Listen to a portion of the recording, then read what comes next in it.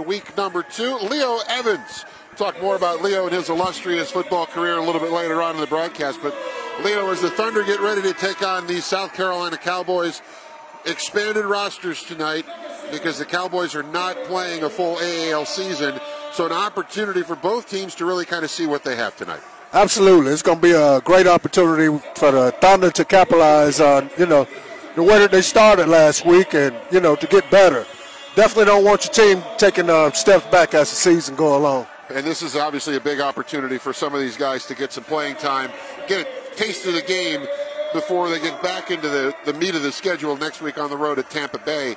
But for the Thunder, as you mentioned, building off of last week's 67-12 win over Pennsylvania Union, when you look at this team and what you saw, because I know you watched the broadcast last week, what did you like about what these guys did last week? I like the aggressiveness on offense and defense. The Thunder, defensively, they created a lot of turnovers, had safeties. Offensively, they put a lot of points on the board. But, this week, the thing that the Thunder are going to really work on is their timing on offense. So they'll be ready to go. The one thing that this Thunder ball club has had a tough time with is actually having practices inside this facility. And they had one of those this week on Wednesday. Coach Bryson said that was really important for these guys in terms of timing because players have been practicing outdoors. They don't have the visual aspect of the wall, and that's such a big part of this game. Oh, it's definitely a big part. And after the game last week, that was one thing that Coach Bryson emphasized. And I think they, got a lot of good work in this week, and they're going to even look sharper tonight. And that's the thing, yeah. Building off of the indoor practice, I think we'll see the fruits of that labor coming in. Starting quarterback tonight will be Steph Cologne. He's going to, again, Coach Bryson splitting the reps between his quarterbacks, between Cologne and Jalen McClendon. So Cologne will get the odd quarters, 1 and 3, unless someone gets hot. McClendon will get 2 and 4. And then he's got a decision to make as to which guy will get the nod to be his guy going forward. But Mike, that's a good thing to have. When you got 2 good quarterbacks, you can split time. But down the road, he's going to see how these guys play, and he's going to have to make a decision. Later in the season. But go ahead. That's a great problem to have, though. If you're a coach, you want to have. That's one that doesn't keep you up at night. That lets you sleep like a baby. Exactly. Okay, I can go here. I can go here. I'll just nod off to sleep. I got nothing to worry about. Exactly. But the thing that these quarterbacks have to work with, they've got a really nice set of wide receivers to work with. When you got pass catchers like the Thunder have, and you look across, when you got guys like Daniel Lee not playing tonight, but you get a running back like David Ham, Trey Lancaster, Dante Pennarusso, Trent Bostic. I mean, you got guys that can really catch the football and take it upfield. Yes, well, you got nice receivers out there. It makes that quarterback's job easy. I think that, he got a bunch of guys out there that all he got to do is just throw it into their body range and they'll get the ball. They'll get a look at Jay Hood tonight in a wide receiver as well, who did not factor in much last week against Pennsylvania Union. When we start talking about South Carolina, as we set up the opponent tonight, the Cowboys will be in all white tonight, and they are a team that's not playing a full AAL season. Okay, they're talking to Coach Charles Hayward pregame. He said they're only going to play 5 games this year. They're playing a shortened season. This group of players has had to deal with a lot. They've had to deal with a lot of issues with COVID, and because of that, they haven't been practicing an awful lot. Been doing a lot of meetings, a lot of mental reps. Right. This is going to be their first real taste of game action. As a former player like yourself, yes, sir. That can't feel good. No, it can't. It's going to be real interesting to see how this turns out for them. Being the first game, of the season and having a short, abbreviated season, this is going to be a real challenge for them. But as a player, what do you try to gain out of it? I mean, both teams want to get out of here healthy. That's the bottom line. But if you're the Cowboys, what are you trying to get out of this? If you're Charles Hayward, what are you looking for tonight? Definitely try to get some consistency on both sides of the ball, seeing how your players gel together for the first time. And, it's going to be a tough task. And this team has got to, play together and just find out what each other and the man beside them is all about. And maybe more than that is for Coach Hayward, he's got to find out which guys can play here.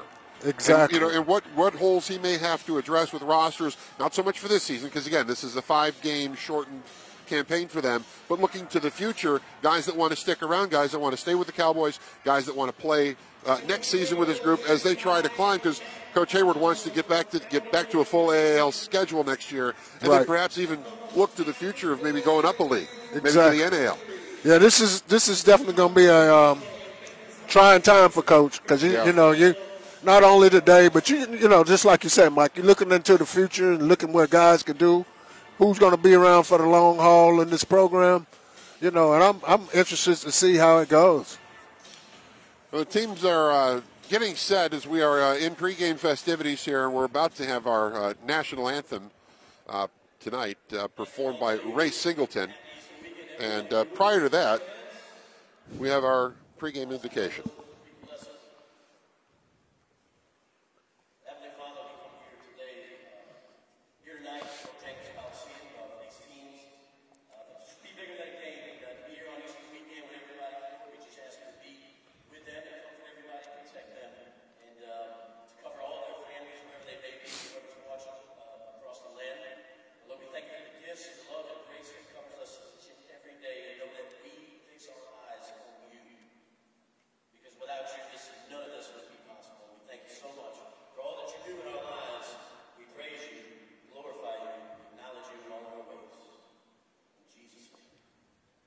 Amen. This evening's prayer delivered by Matt Mongillo. He's the founder and leader of Time for You Ministries. Now, our national anthem is performed by Ray Singleton, who has performed the anthem for the Carolina Panthers, and now he's going indoors to play and to perform tonight's national anthem. So let's step aside and take that in tonight here inside Bojangles Coliseum.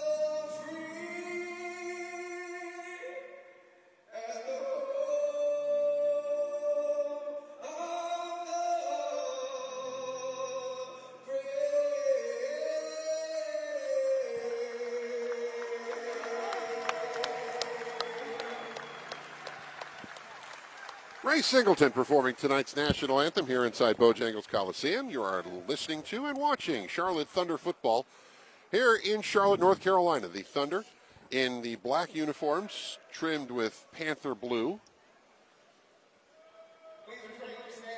And this become a pregame tradition here with the Thunder. Players lined up on the 20-yard line. They're going to knock out some push-ups before they get started here because they've been basically in the locker room for a little while, and they got to get a little loose. Hey, they better get loose. It's going to be a long night. But I think this is, special with them doing this.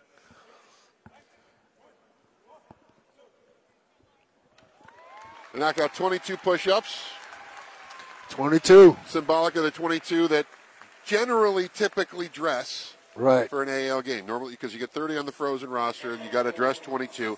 Those parameters out the window tonight, as this is not an AAL official game. Exactly. This is basically an exhibition for both teams. We've talked about South Carolina and the Cowboys coming in, and they are going to be dealing with a shortened schedule this year. So really a baptism of fire for a lot of these players because, as we talked about in the pregame, not many of them are. This is the first arena game for a lot of these guys. Yes. So that's a major change. It's definitely going to be interesting for these Cowboys just to see how they gel together and play. Well, I know that we talked a lot about this game. Before we get set to kick off, because they're going to conduct the coin toss here at midfield, let's talk about you a little bit. You got a guy here who was an ACC DB. Yes. Played at Clemson. 5th-round draft pick, Washington. Yes, sir. What are you doing here with me? That's all I'm saying. Hey, I'm happy to be with you, but, my brother, Monterey, is the defensive coordinator, assistant head coach here. And Irvin, Irvin's he's my cousin, but he's more like a brother. Yeah. So I was just wanting to come up and say hey and they put you to work, huh? Yeah, they put me to work. I don't mind, though, because those guys really had a lot to do with my career and the way I turned out.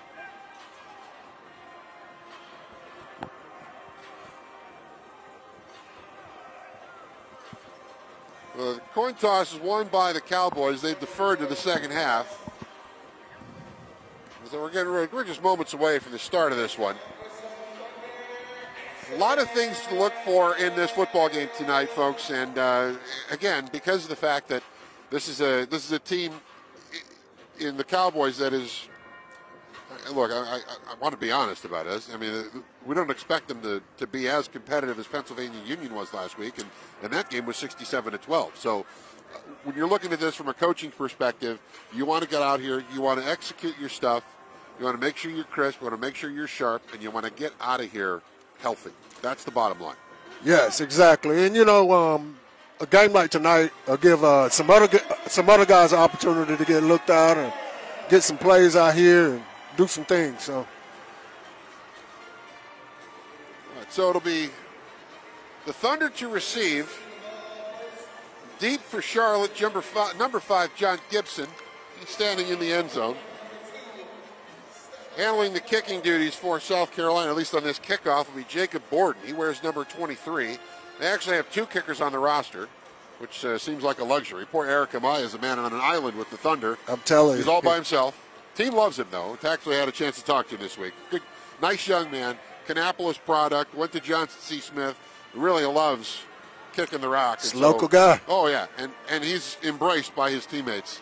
That is awesome. Wonderful time talking to him. Wonderful story. Wonderful kid on this roster.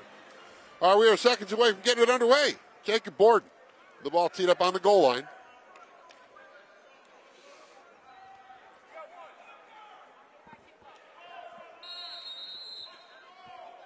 And here we go. End over and boot, fielded about the 5-yard line by Gibson. Gibson up to midfield where he's wrapped up and going to be dropped. At about the 24-yard line is where they're going to give him forward progress. So the Thunder offense with Steph Colon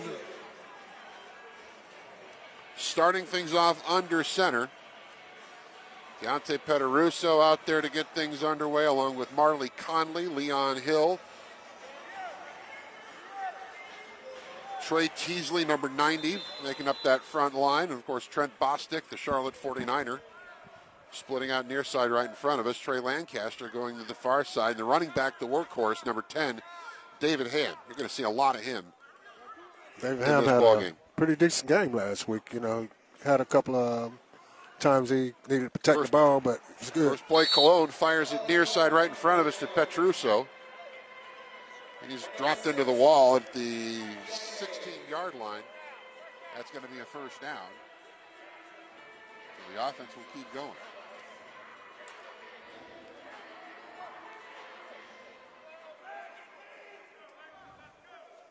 Lancaster going in motion. He's the fast receiver, going to take the inside route. Yeah. Ham takes the handoff, gets it to about the 15, so give him a gain of 1. And bring up second down.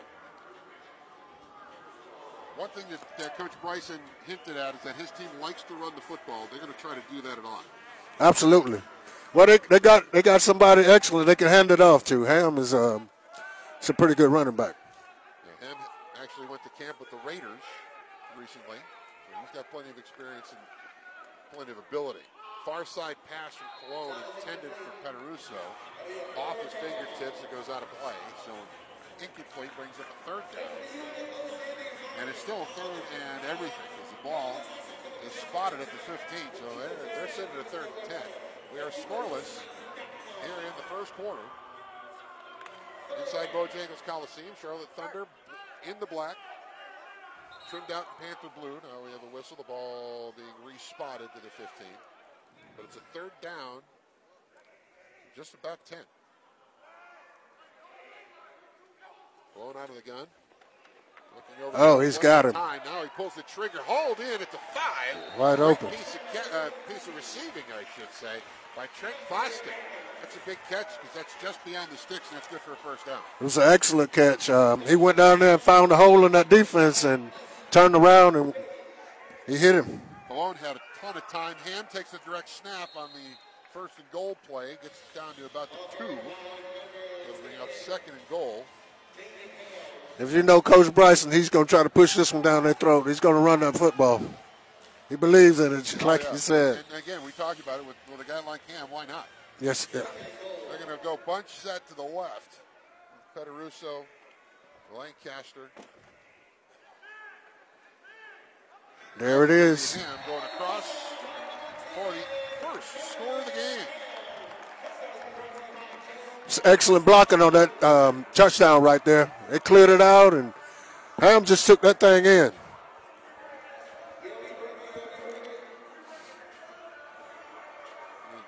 David Ham, without problem, right up the middle. And that entire drive, every passing play, there was really minimal, if any, pressure on Steph Cologne. He was able to pretty much do what he wanted to do. So here's the extra point now. Snap to Amaya.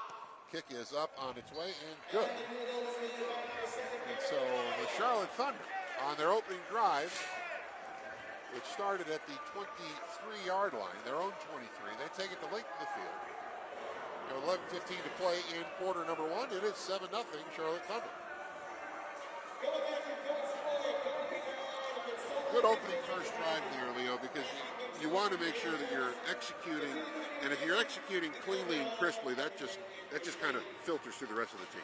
It sure does, and it starts up front with their offensive line did an excellent job of protecting the quarterback on the passes and clearing that hole out just now where Ham scored the touchdown.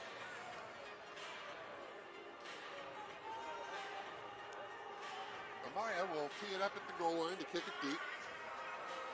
Back to receive. For the Cowboys, number 9, Isaiah Wright. We'll talk about him here in a little bit. Alongside him is Torrey Watson, number 2.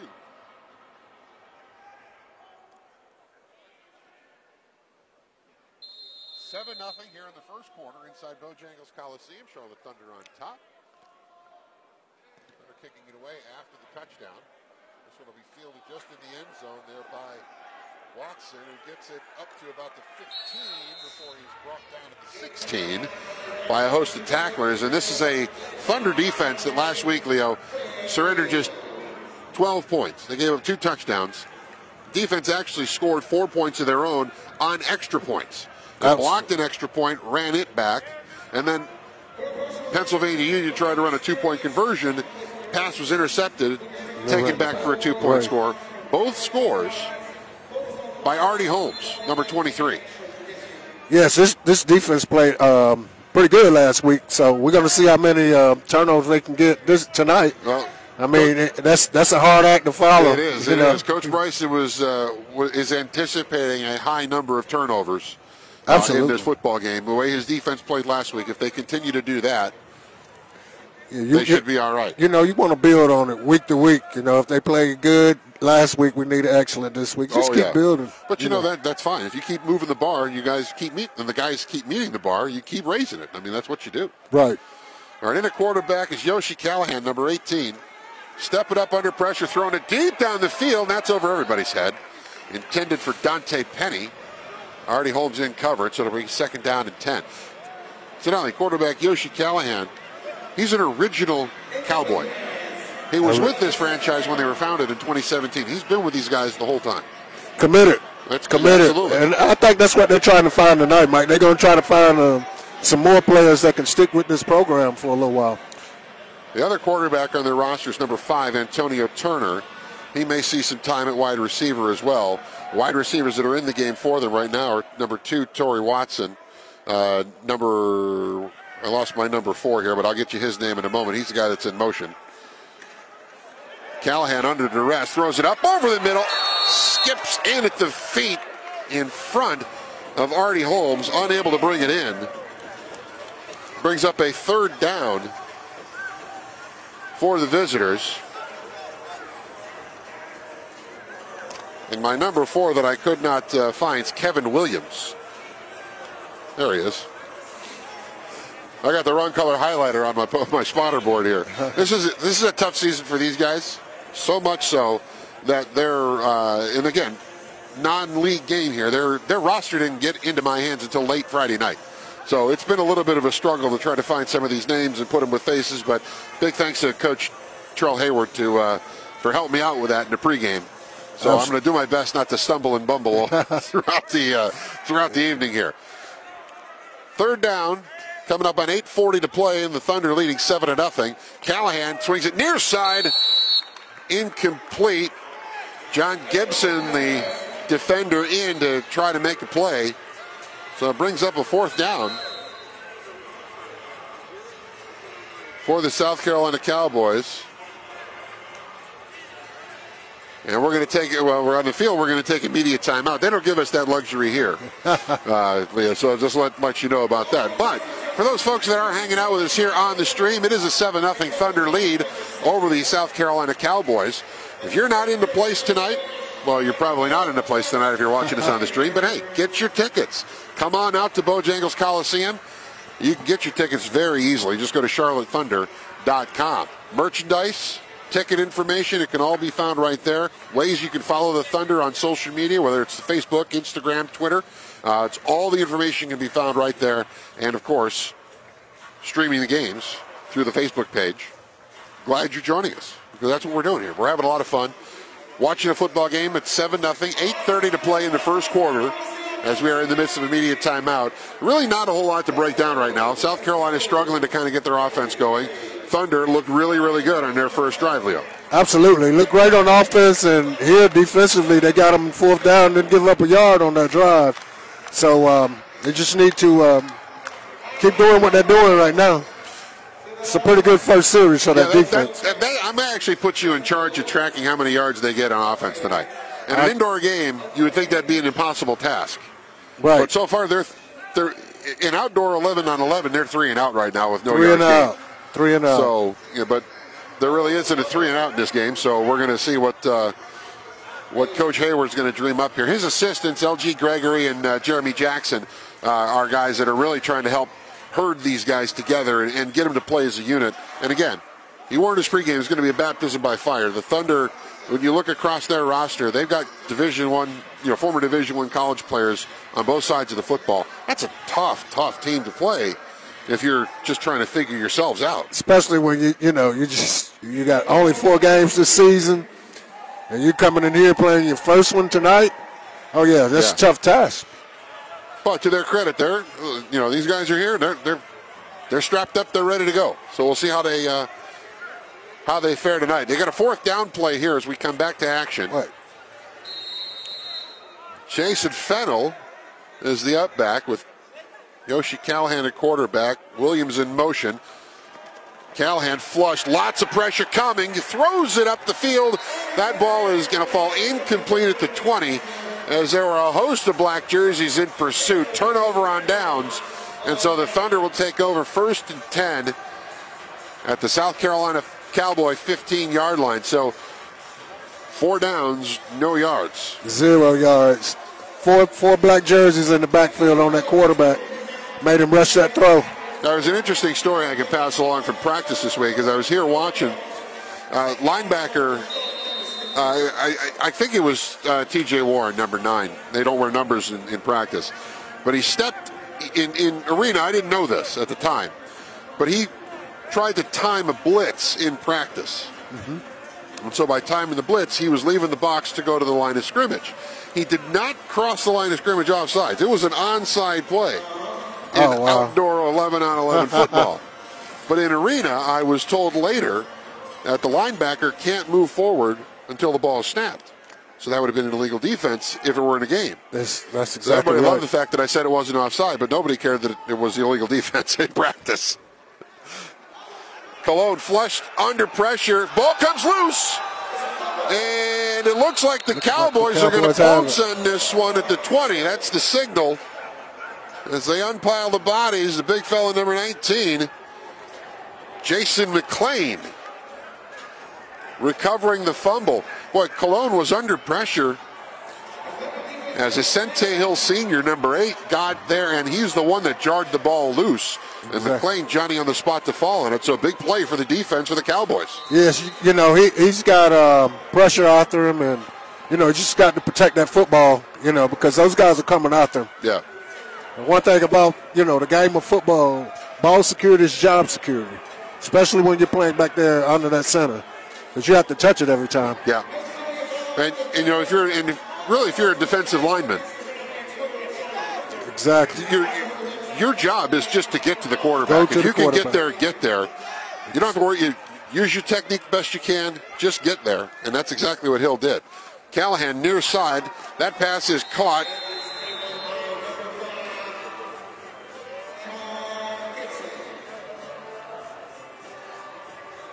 It's about a 2-yard gain. Yeah, going to be a gain of about 2.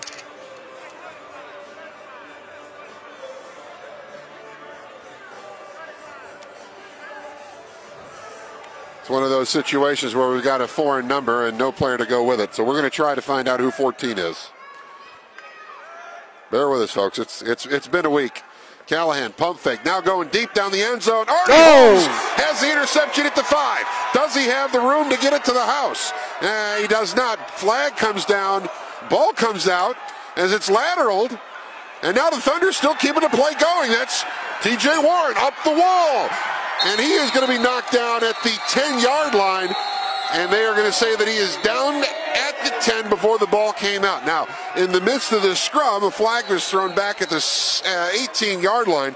So we'll see what that call is all about. But Artie Holmes coming up with the interception at the 5. And that's when it got crazy. It looked like Holmes lost the football. Or maybe it was lateral. I'm not sure. On the back. All the excitement after the exchange is wiped out for a block in the back penalty. That was something. And so because they tried to make something out of nothing. I mean, number 1 coming up with the interception and the lateral. It was definitely exciting. Oh, yeah. But the problem is it doesn't count. Great play. It was coming right here. I enjoyed that one. Well, I guess this defense is, you know, picking up where they left off last week. They only gave up 2 yards, and now they have a turnover. Yeah. So the Thunder now take over 1st and 10 at their own 8-yard line. 10 yards lost on the flag. Let's see if Steph Cologne can bounce back from that turnover. Actually, it's Jalen McClendon in the quarterback already. McClendon fires it near side to Trent Bostic. Bostic is thrown into the wall. They're going to put that ball down at the, looks like 17.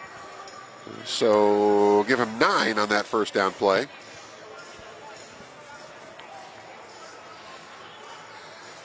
So a 2nd down and short for the Thunder. 7-0. Thunder in front. 5:22 to play, first quarter. Bad snap picked up by Ham. And Ham is going to get it to the 19. They're going to spot him at the 19. That's going to be a first down. Looked like maybe a busted play. And he still got the first down on it. That was a smart play by Ham, getting it and advancing it forward. Yeah, all in one motion. It's like, oh, it's there. Let me pick it up and go. And that's absolutely that's smart.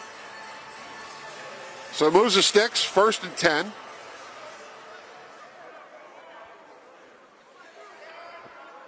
Bostic and Pederuso split to the left of McClendon. Trey Lancaster near side. McClendon pump fake, now takes a shot, finds Lancaster at the 20, 15, 10, 5, touchdown. Oh, man.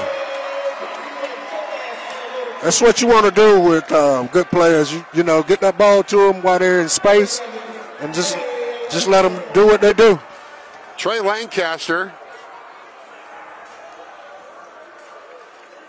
with the touchdown, a 31-yard pitch and catch. With 4:12 left on the clock here in the opening quarter. And so the Thunder, with an Eric Amaya point after attempt coming up, can make this a 14-0 game.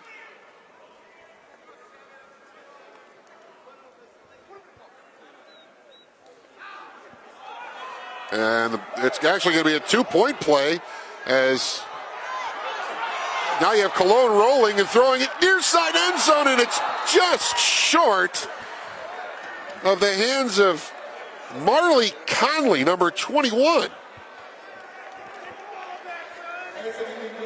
That was an excellent try, though. That was smart, you know, by the holder of getting that thing and trying to make something out of it. He had him wide open. Looked like he just short-armed it a little bit. So it's 13-0. Thunder in front. 3:45 to play in the first quarter here inside Bojangles Coliseum. I am Mike Solarte, joined by Leo Evans. And so far, so good for the Thunder. But you know Coach Bryson better than I do. Yes. He likes being up 13-0. He doesn't like the way it's gone so far. Right. He one thing about him, that score doesn't matter to him. He's totally about how they play. All about execution. Absolutely. Got to execute.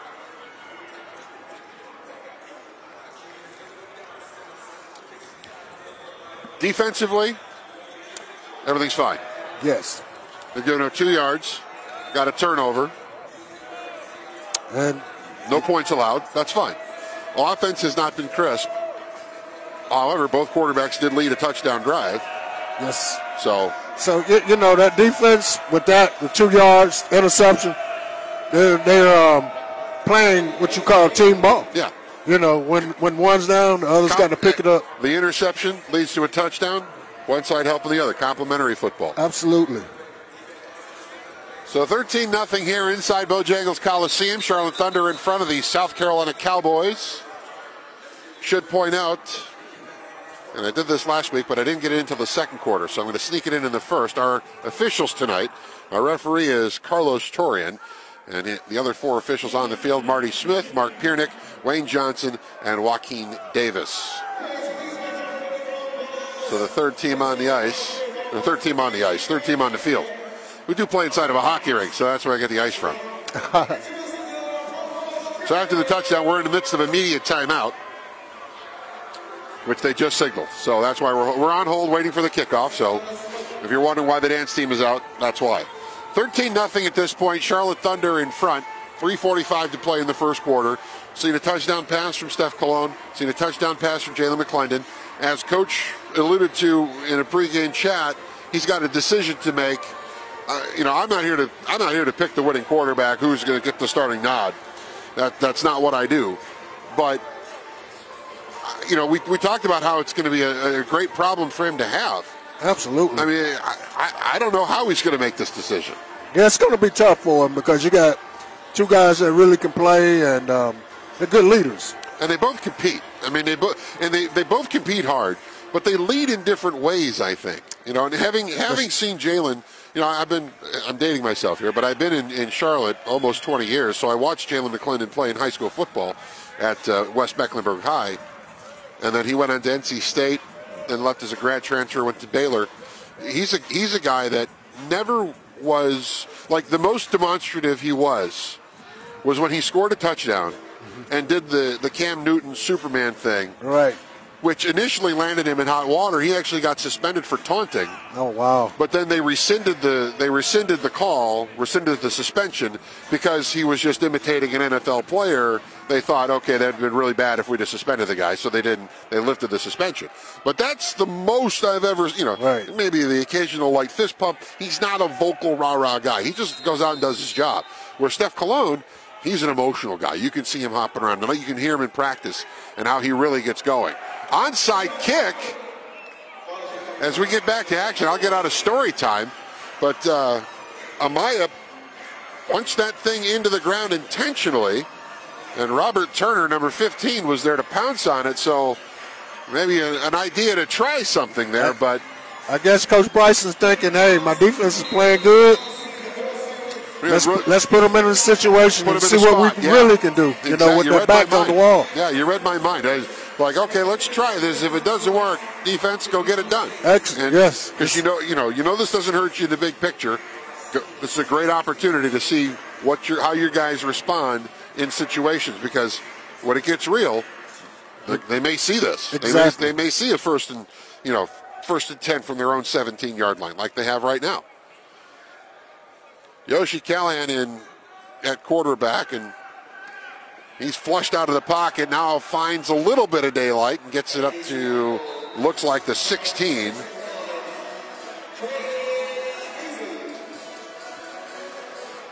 Give Donnell Bonds, number 61, credit for the tackle.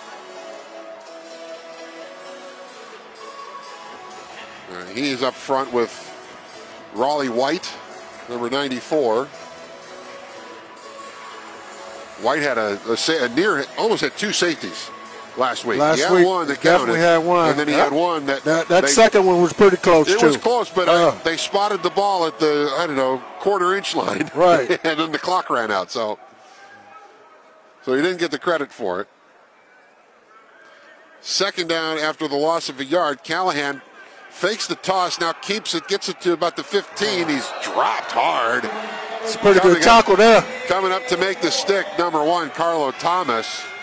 Thomas was questionable if he was going to play tonight, because he was a little banged up after last week. But he's making a go of it. We talked about the offensive scratches earlier. Daniel Lee, number 3, is now tonight, as is Jean-Luc Childs, offensive lineman. Both players missing this one due to injury. So Coach Bryson hopefully will get those guys back quickly, especially next week with the roadie to Tampa. Right. Third down and about 6, pass into the wall, which goes incomplete, even though Artie Johnson caught it off the bounce. So it brings up a 4th down. It looks like it'll be about 7 yards. So all told, the defense has given up 5 yards. 5 yards so far. 5 yards.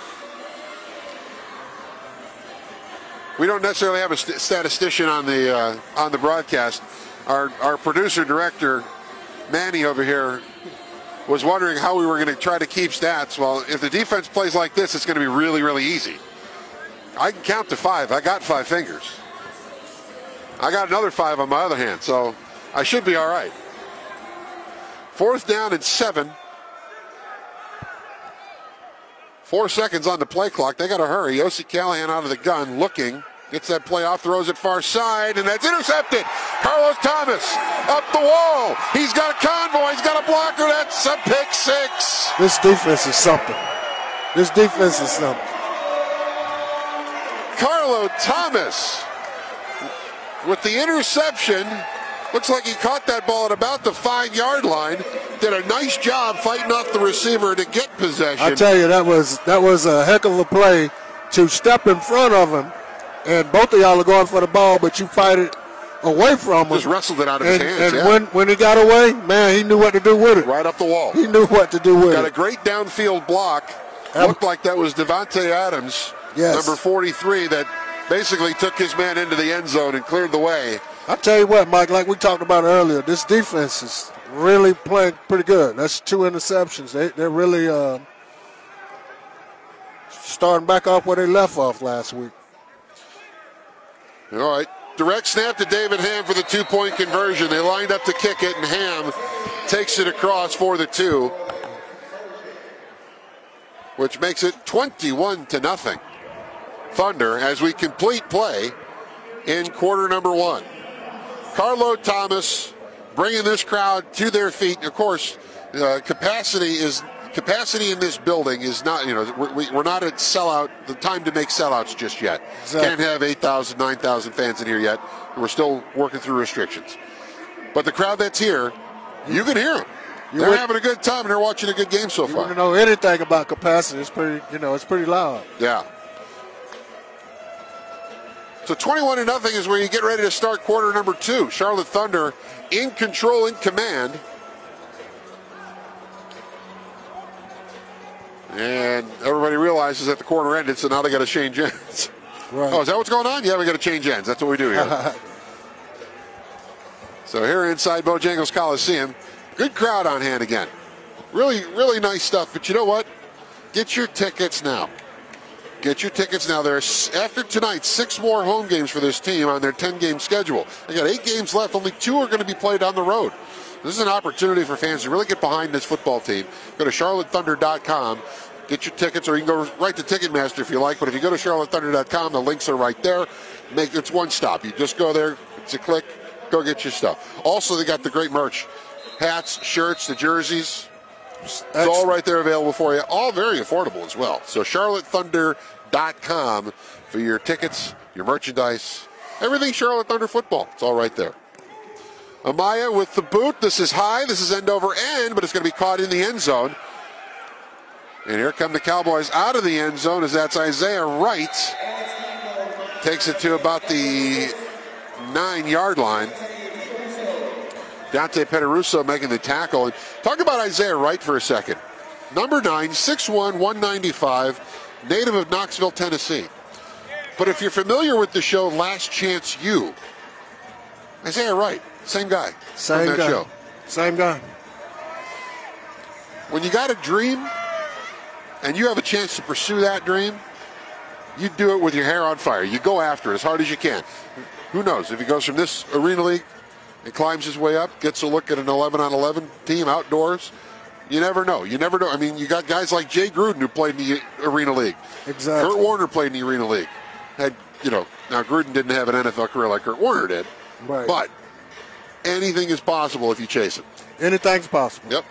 That's what I always tell people. You might have your doubts, but you still got to go.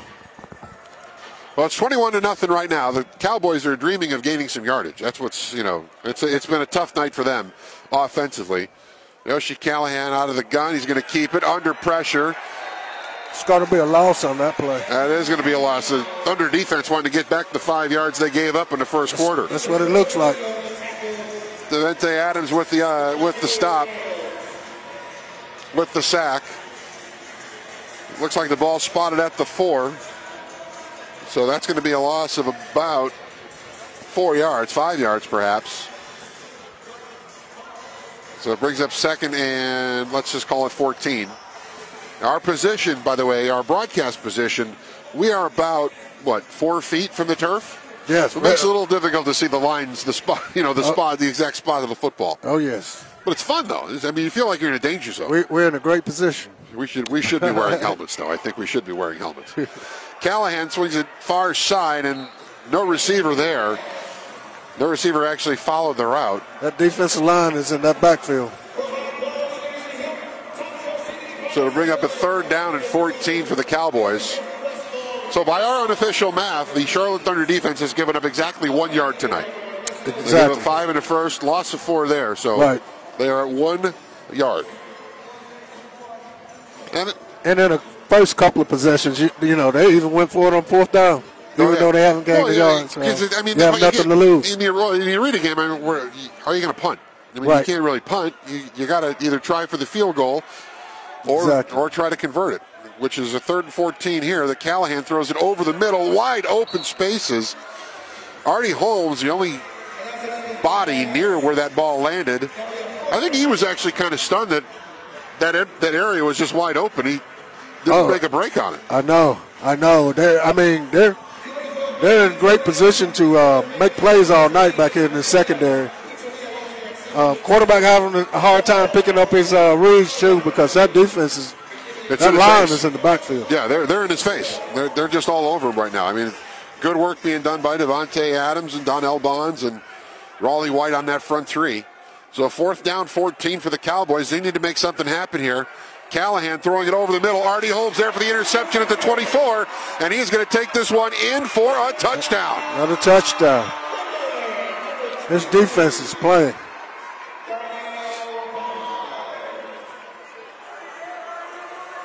Artie Holmes with the INT, pick 6 with 11:10 on the clock in quarter number 2.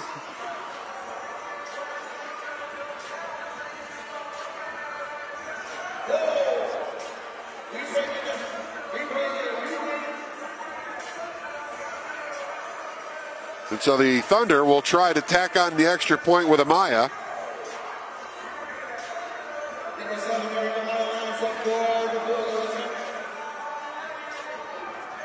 And if this try is successful, it'll be 28-0 Charlotte Thunder. Now they've done the direct snap to David Ham. This time they'll let Amaya kick it, and that one is pulled off the mark. So the extra point try fails by Amaya. So on my unofficial scorecard here, in this second, it's all the scoring is Thunder. But the thing that we see, the glaring thing that we see right now is special teams, 2 missed PATs. Yes. They got one of those back on a 2-point conversion. I would assume that another touchdown, they'll do that to try to keep it on 7s. Right. But that's something that's got to be cleaned up. And really the only place you can do that, though, Leo, is in here. Inside. You can't simulate it. You can only work on it here because you can't work on it in the outdoor field. Exactly. Because the one thing that's missing indoors are outdoor conditions. You don't have wind. You don't have rain. Here it's as good as it's going to get. So this is where it's got to be worked out. Exactly. 27-0 Charlotte Thunder. 10:25 to play in the opening half against the South Carolina Cowboys. Cowboys playing a shortened season this year. Just 5 games. They're not taking advantage of a full AAL season. Amaya trying to get the extra point back. If he were able to split the uprights, give him 1 for that, but it was wide left. It's going to be a touchback. But so maybe there's a little anger in that leg swing. He's trying to drive that thing straight down Broadway and get the Uno. Oh, yes. So South Carolina will take over 1st and 10. As they look for their first offensive points and the first points of the night.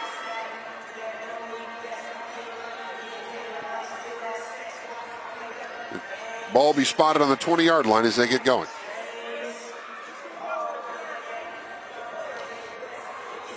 So we've talked about the original Cowboy, Yoshi Callahan, and we really haven't seen much of a couple of guys that Coach Hayward was telling us to keep an eye out for, and that would be number 6 Xavier Jones and number 7 Greg Hancock on defense. The Thunder offense has really neutralized those two. Really haven't allowed them to get involved in the game much. That's the truth. So Callahan, he's got Jason Fenelon at running back. The man in motion is Kevin Williams. Callahan just gets wrapped up quickly. Donnell Bonds, number 61 there, along with Raleigh White, making the stop. It's a loss. It looks like it's going to be a loss of 2.5-ish. Maybe 3 on that. Maybe 3. We'll go 3. Yeah. And they have a flag on the field. So. Yeah, we have a penalty as well. So.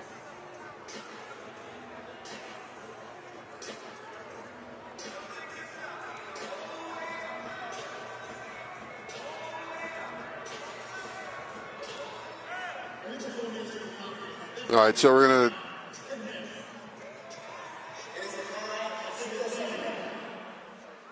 All right, so the penalty is declined. They're going to take the loss of 3 yards. Yes. So now the Thunder defense is -1. -1 now. Yes. Which is good. It's like if you're the Thunder defense, you're thinking about a golf score right now. You want to be under par. I always have that minus, right? They are under par, exactly. Callahan dumps one off near side to the big fella, Jordan Freeman. And Freeman gets that one back across the original line of scrimmage out to the 21.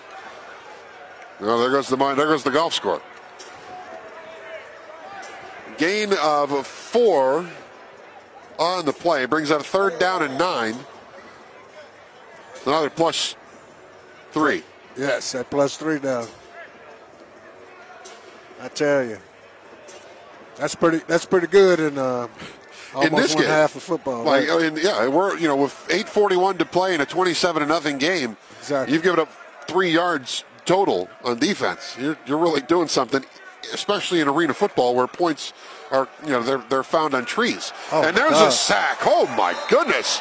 Ball comes out after the fact, but it is not going to be a fumble. And Josie Callahan, it looked like he's gonna. He really took a shot. Yeah, he did. He's not getting up either. So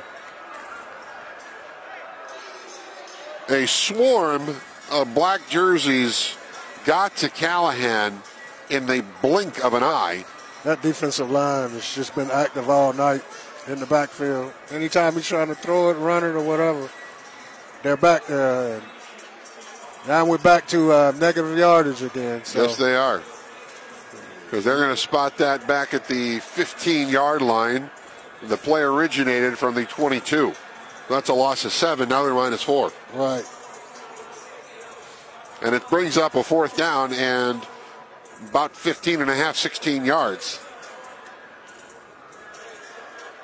We'll see what South Carolina can try to draw up here to try to make something happen for them. They've got to get to the Thunder 20-yard line for a 1st down.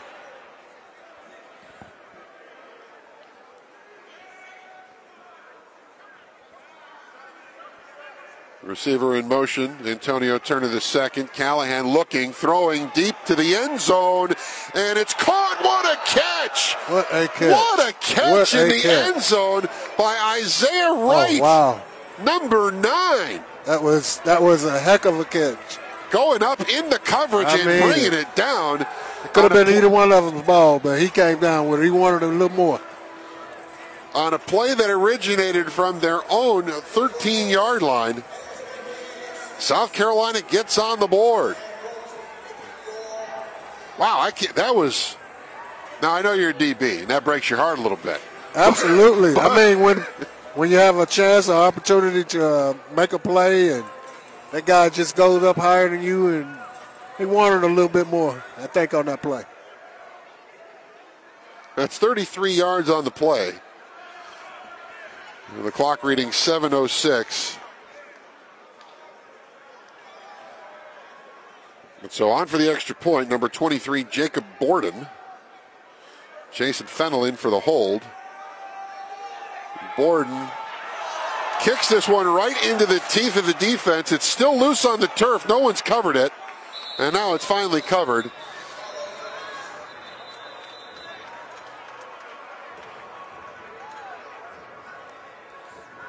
Last week, the Thunder on extra points, they blocked a kick and ran it back for a touchdown. Do we have a flag on the play? Yes, we do, near side. That might actually be offside because on the defense, because somebody on the line was in the backfield in a hurry. Now, you can always say somebody missed a block. Right. More often than not, the defense is caught cheating a little bit. Absolutely. They got back there fast. It looked like they had about 3 guys back there. So. And the special teams for the Cowboys staying on the field, so they may get another whack at this. They're going to get another go at it right They here. changed the holder. Oh, wow. 22 is the holder. And 22 is Jason Fennell, the other running back on the roster, number 4. Actually, I shouldn't say running back, another skill position player. Number 4, Kevin Williams, is now back there. Okay. So, you got an alert here for a 2-point conversion? A 2-point try? It could be. It could be. Borden on to kick. Now they get that snap down. They got Borden it again. unable to get that kick airborne. It is blocked and recovered by the Thunder. And so it remains 27-6.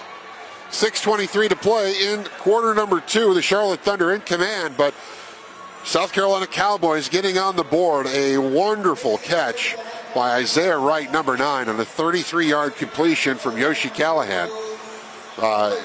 You just go. I mean, that's a go-get-it play.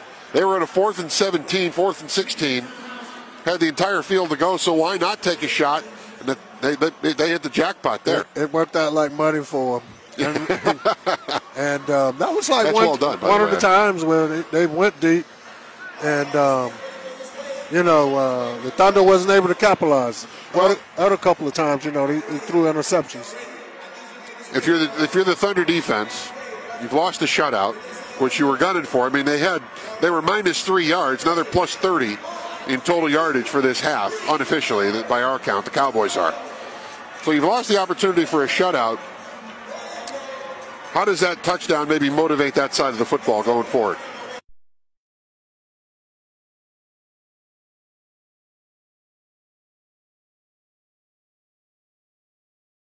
You could let a team, nitpick and get it a yard here, 5 yards here, but a big play.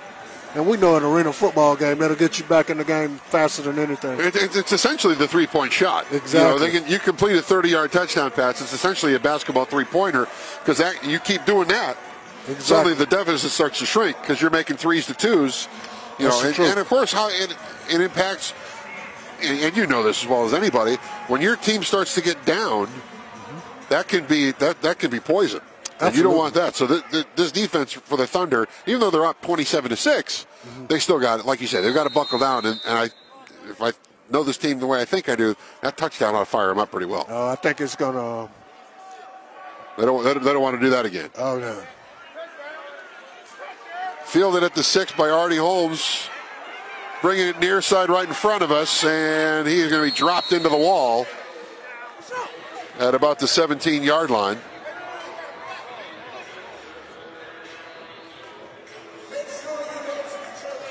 A little slow to get up was Holmes, but the Thunder will take over 1st and 10 at their own 17. McClendon in at quarterback, as Coach Irvin Bryson made the switch at quarterback in the first quarter.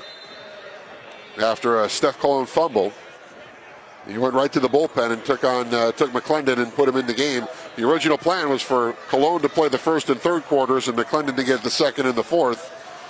So we'll see if that has completely altered the plan or if we see Cologne again in the third quarter. I certainly hope we do. I'd like to see him get some more reps. McClendon throwing it down the field. It's got a man, and that's an easy pitch and catch for the touchdown. Excellent touch on the football right there. Put it only where his man could catch it.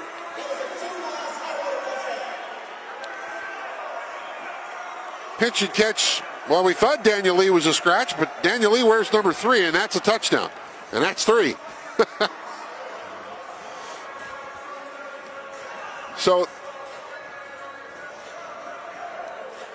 31-yard touchdown play. Actually, math is hard for me. I just should point that out. 17, 25, 8, 25, 33. 33-yard touchdown. McClendon to Lee. Amaya on for the extra point.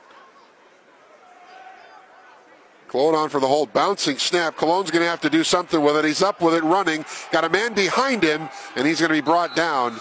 Little hesitation. So something's got to be worked on with special teams. Coach Bryson can't be happy with that. That's about the second, third bad snap on the PAT. So that's something I'm sure he's going to take note of and work hard on this week. So 33-6, the Thunder in front with 4:24 to play in this second quarter. It has been all Charlotte, save for that flashy play for the Cowboys, that 33-yard touchdown from Yossi Callahan to Isaiah Wright, which was, that's the highlight play of the night. I mean, it really is. I mean, the Thunder, offensively, I should say, because the Thunder have a couple of defensive scores. You had Carlo Thomas take an interception, 45 yards for a score. Artie Holmes ran one back, 24 yards for a score. Both interceptions, both pick sixes. Now the Thunder have a 33-6 lead with 4:24 to go. And the play clock running. It looks like the Thunder are missing a player in coverage, and the special teams folks they're going to have some meetings this week before Tampa Bay. Definitely about those special teams. So you got to execute on PAT. You got to know your responsibility on special teams for kickoff. Absolutely. Because the Thunder were missing a player, but we're getting ready to go now. They got their lineup set. Their 8 are ready to go. Can Eric Amaya knock through an Uno? High end over end boot. This will be short of an Uno. It's fielded by Wright in the end zone, taking it out to the 5, the 10. Little burst. Ball comes loose, and it's picked up by the Thunder. Johnny on the spot. Aaron Roundtree, number 18, pouncing on it. And the Thunder, with a quick change of possession off the fumble, will now go to work inside the Cowboys' end of the field at their own at the Cowboys' 11-yard line. I tell you, that's another turnover by the Cowboys. And, you expected something like this coming into tonight. This team is not. They don't have that much experience, and they're just trying to figure out what they got tonight. So. Well, what they got is their hands full with the Charlotte Thunder team. This is a tall order for South Carolina coming in, and it's lived up to every bit of that. McClendon out of the gun, fakes the pitch, the inside give, scooting is Daniel Lee to the goal line. Touchdown. We have a flag on the play on the far sideline. If it stands, it's an 11-yard run.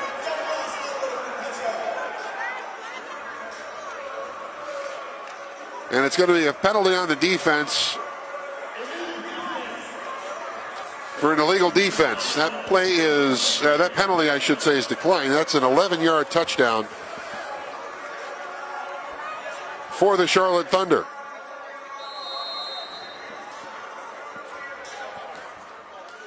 And so a 3.5 to go here in the second. The Thunder just pouring it on. Cologne on as the holder for Eric Amaya. See how clean this one is. Oh, it's very clean. It's a direct snap to David Ham, who takes it in for the 2-point conversion.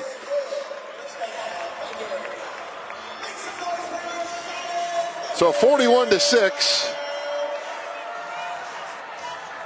Thunder in front, 3:15 to play in the half. It has been all Charlotte Thunder tonight, as we expected.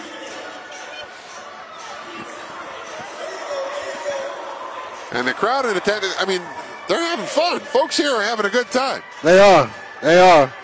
I'm telling you now, this is a great atmosphere. Just like you were saying earlier, they need to get their tickets and come out here and see this thing. Absolutely. Something to really see. I don't know how the players are feeding off the energy, but they're certainly, the fans are certainly engaged. And so this is something that these players want, as the season wears on, and, let me get off the football topic for a second, but as we start to get command of the pandemic and we can have more people together, more people indoors, more fans at games safely, boy, this place could be just off the charts. Yeah, it's been a tough year. Yeah. Since last March with this thing, and you can see all the other sports around the world, and the one thing that makes sports even interesting is those fans. Oh, yeah. You've got to have those fans because that's what it's about. It's that entertainment factor, but it's that connection between the fans and the teams. Oh, the fans bring so much energy, and the guys feed off it. Amaya end over end, and that is going to clear. It'd be a touchback, but it misses the uprights as Amaya slaps himself on the back of the helmet. He wants one of those. He kicked an Uno last week. Yes. He wants another one this week. He feels like he's only missed one extra point on his own. Right. Took some bad snaps, whatever, but he missed one, so he wants that point back. Oh yes. So he's trying to atone for it. I saw him try it a couple of times now. And he's going to have more chances, obviously. But. Definitely. So South Carolina takes over 1st and 10 at their own 20, 41-6. Thunder in front. We have under 3 minutes to go in the first half. This has been a solid performance by Charlotte in all phases. Now, overall, from the coaching eye, it hasn't been solid. There's a lot to work on in special teams. Offense has kind of found their sea legs a little bit after a rocky start, with a turnover that went nowhere at the time. Right. So overall, this team is starting to really, as the game is wearing on, they're really fortifying and being very, very tough to beat. Exactly.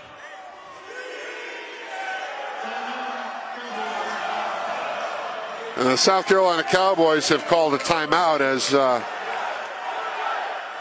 fan engagement is really taken over, which is great. I mean, these fans here are having a great time tonight.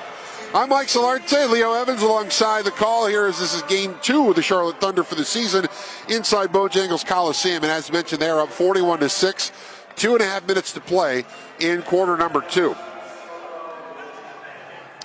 While we have the timeout, let's recap the scoring. As David Ham got us going with a 2-yard run in the first quarter. They made it 7-0. Jalen McClendon completed a 31-yard touchdown pass. Missed extra point, made it 13-0. Carlo Thomas, pick 6, 45 yards on the return. 2-point conversion made it 21-0 after 1. And then in the second, Artie Holmes, a 24-yard interception for a touchdown. Missed PAT, it was 27-0. And then finally the Cowboys got on the board when Yoshi Callahan hit Isaiah Holmes on a 33-yard touchdown, made it 27-6 after a missed point after. And then Jalen McClendon found Daniel Lee on a touchdown, 33 yards, really threw a dart in there. Made it 33-6, missed point after. And then Daniel Lee an 11-yard touchdown run, 41-6 after the 2-point try was successful. And that gets you caught up with all the scoring so far tonight as South Carolina in their first play, they completed a pass to Jason Fennell on the near side for no gain. Actually, for a gain of 1. So it's 2nd and 9 as the ball spotted at the 21. And we are at a 1:46 to play in the first half. Callahan out of the gun. Under pressure, Raleigh White gets their ball, comes loose, and it's picked up by the offensive lineman who just hands it off to the running back, Fennell, who gets flipped over top of Devontae Birmingham. And Yoshi Callahan is down, and again, and this time he's grabbing the back of his leg. I tell you, he's been under duress all night. I mean, they're getting back there. And well, let's check that. They're making him pay when they get to him. Yeah, that is Callahan, okay. The other quarterback on the roster is number 5, Antonio Turner. Callahan's slow to get up. He's being looked at by the training staff. We don't want to speculate on what's going on. We just know he's grabbing at the back of his leg. But the defense for the Thunder all over Yoshi Callahan tonight. I mean, he's had little time to breathe, let alone find an open receiver. I know, and they're making him pay. When they get back there, they're taking advantage of it. But you know, this defensive line had a great game last week, and man, they're just picking up where they left off at. So Callahan up on his feet, and he's going to the South Carolina bench. And he's trotting. That's a really good sign that he's not just limping. He's kind of trotting over there. Look like he's all right. Probably give him a couple plays in a series. And so for the first play in this first half for the South Carolina Cowboys, they will have a different quarterback under center. And as they break the huddle, we'll be happy to tell you who that is as the clock winds under 1:15.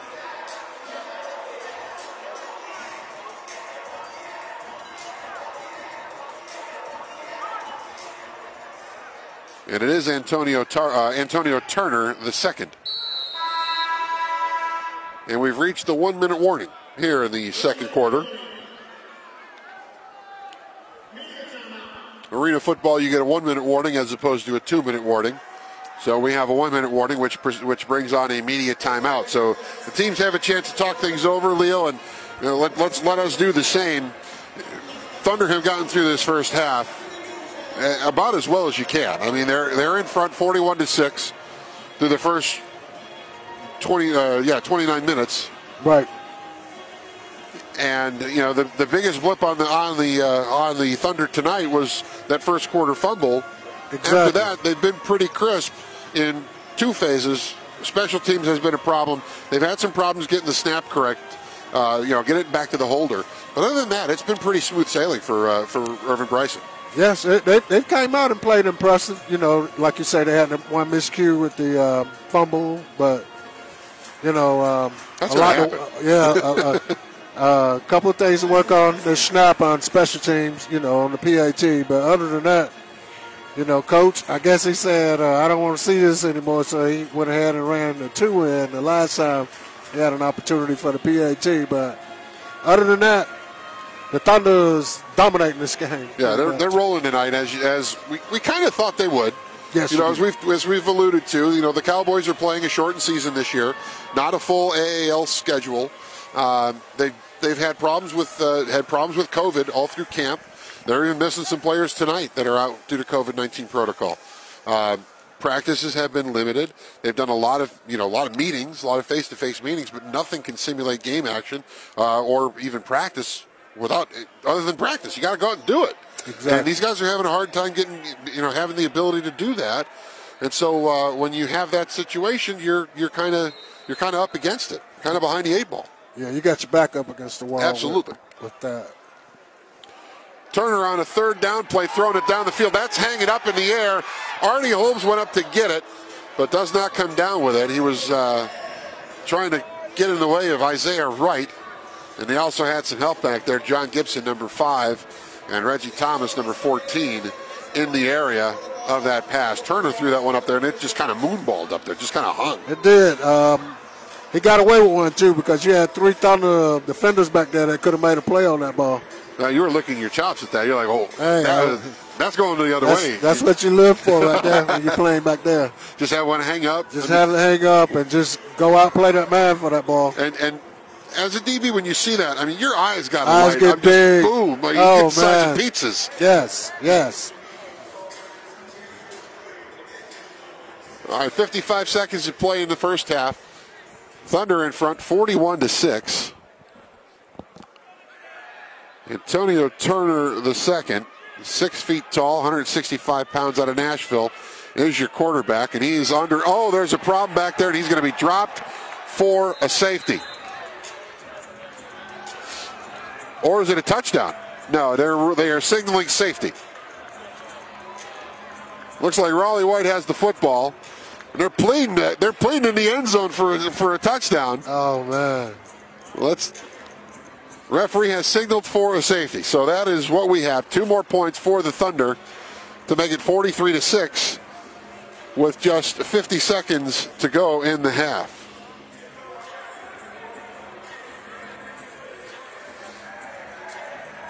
That's Raleigh White's second safety of the season.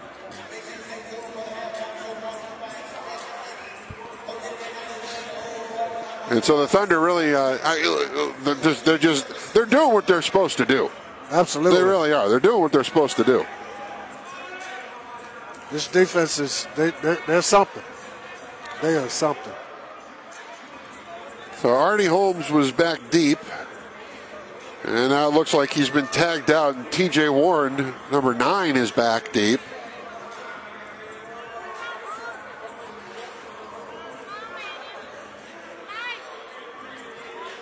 So Arnie Holmes will be back to field this kick.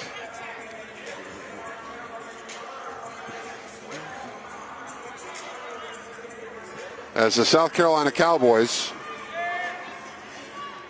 they're I'm not picking on these guys. They're fighting hard. They're trying, but they're going to at least leave Charlotte without being shut out. Yes. So there's something to build on there. You gotta find the positives wherever you can. There haven't been a whole lot for the visitors in the white uniforms tonight. Jacob Borden, number 23, about to kick off after the safety, which made it 43-6 Thunder. That's a short kick, fielded by Warren at the 10, runs into a defender at the 15. Torrey Watson, number 2, making the stop. And so the Thunder will take over 1st and 10, 46 seconds to play in the second quarter. They'll start things off at their own 16-yard line. Check that, their own 14-yard line. No, 16-yard line is where it's spotted. Okay.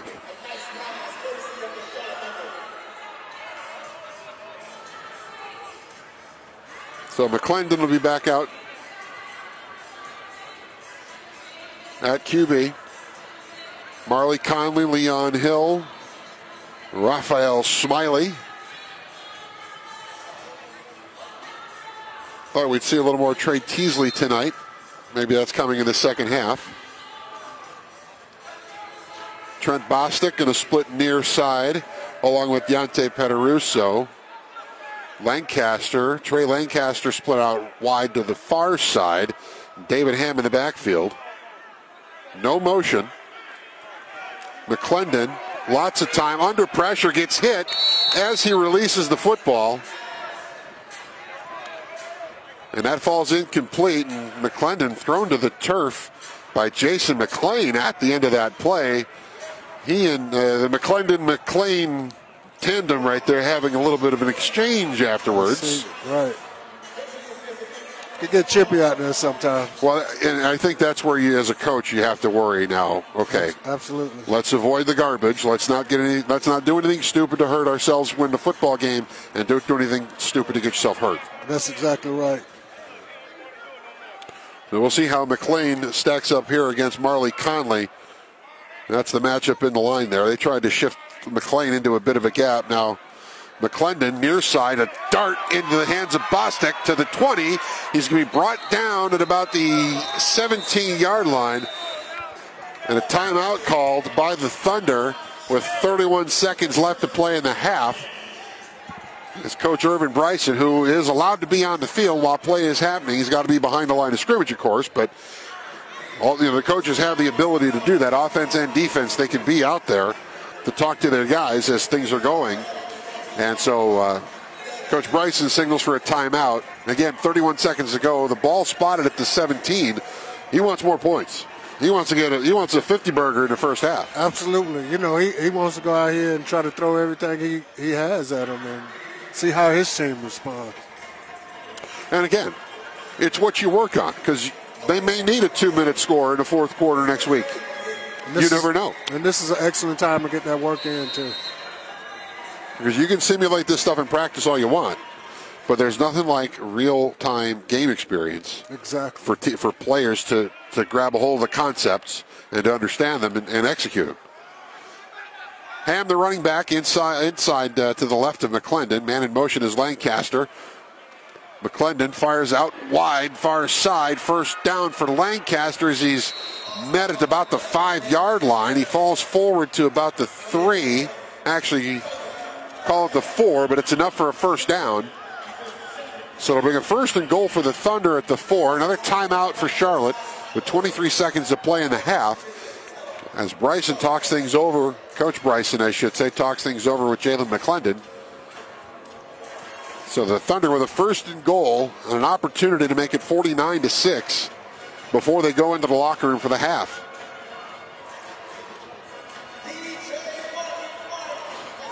You know, we talk about the simulation of a 2-minute offense or a 1-minute offense, or maybe in the arena it's a 30-second offense, however you want to dub it. They've done a nice job with this one. Absolutely. In moving the football.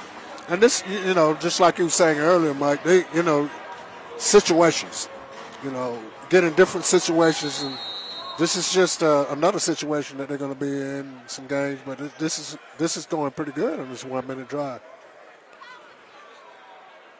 Ball spotted at the 4, 23 seconds to play. Thunder in front, 43-6 here in quarter number 2. Jalen McClendon gives it to David Ham. Ham fighting his way towards the goal line, but is going to get tugged backwards. Number 7, Greg Hancock, making the stop. And we have another third and final timeout for the Thunder. Have a player down for the Thunder also. So the Thunder may not be charged with a timeout because of the injury, but we'll see how this plays out. Cannot identify the player from here.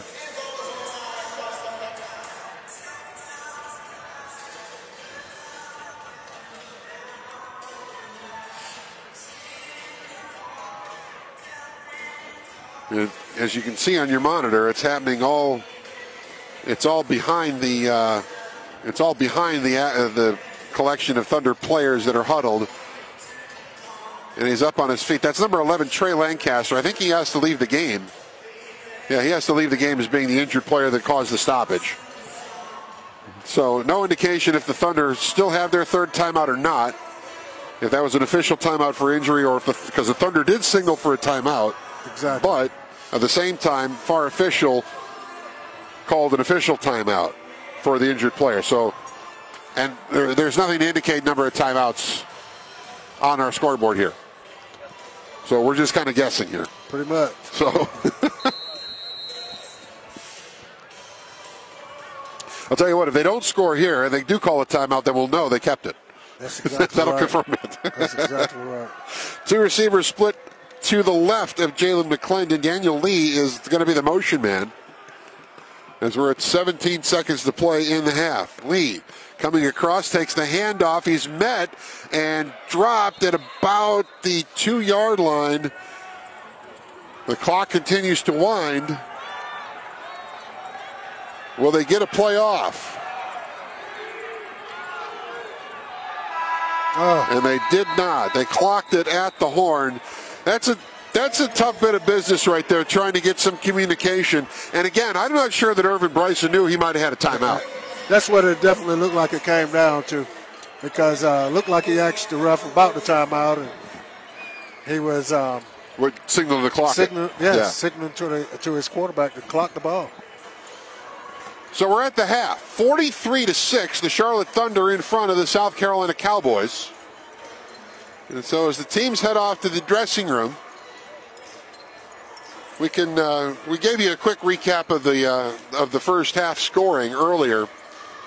We can actually take a little bit of time and do that now without the fear of having a play being called in front of us.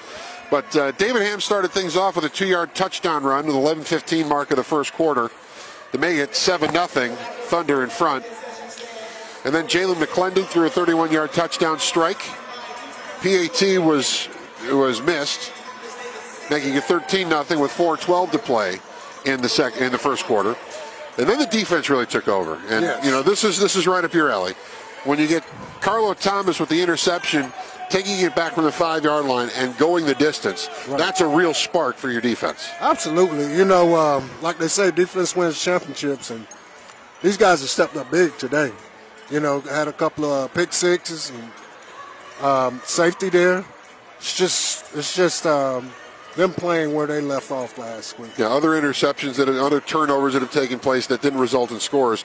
We're 21-0 after one quarter of play. Then in the second quarter, again, the defense with another play. Artie Holmes, who's been everywhere in the field. I mean, he's basically playing center field as a safety, and he's been everywhere. He's been on a lot of tackles, had the interception. He took a pick six back, 24 yards for a score to make it 27-0 with 11:10 left in the second quarter.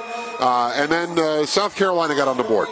The Cowboys get on the board with a beautiful play as Yoshi Callahan put one up on a 4th and 16, and he found Isaiah Holmes for a touchdown, where Holmes had to go up between a couple of defenders and make a great catch. Holmes wanted that football. I mean, he went up there and got that ball at the highest point and made a great play for his team. I mean, you know, this has like been the only spark that they had today. Yeah. The Cowboys have not had a lot to hang their hats on offensively or defensively in this game, but they've hung in there. They're trying. Yes, they're playing real hard. You know, and it's these guys' first game. They're doing.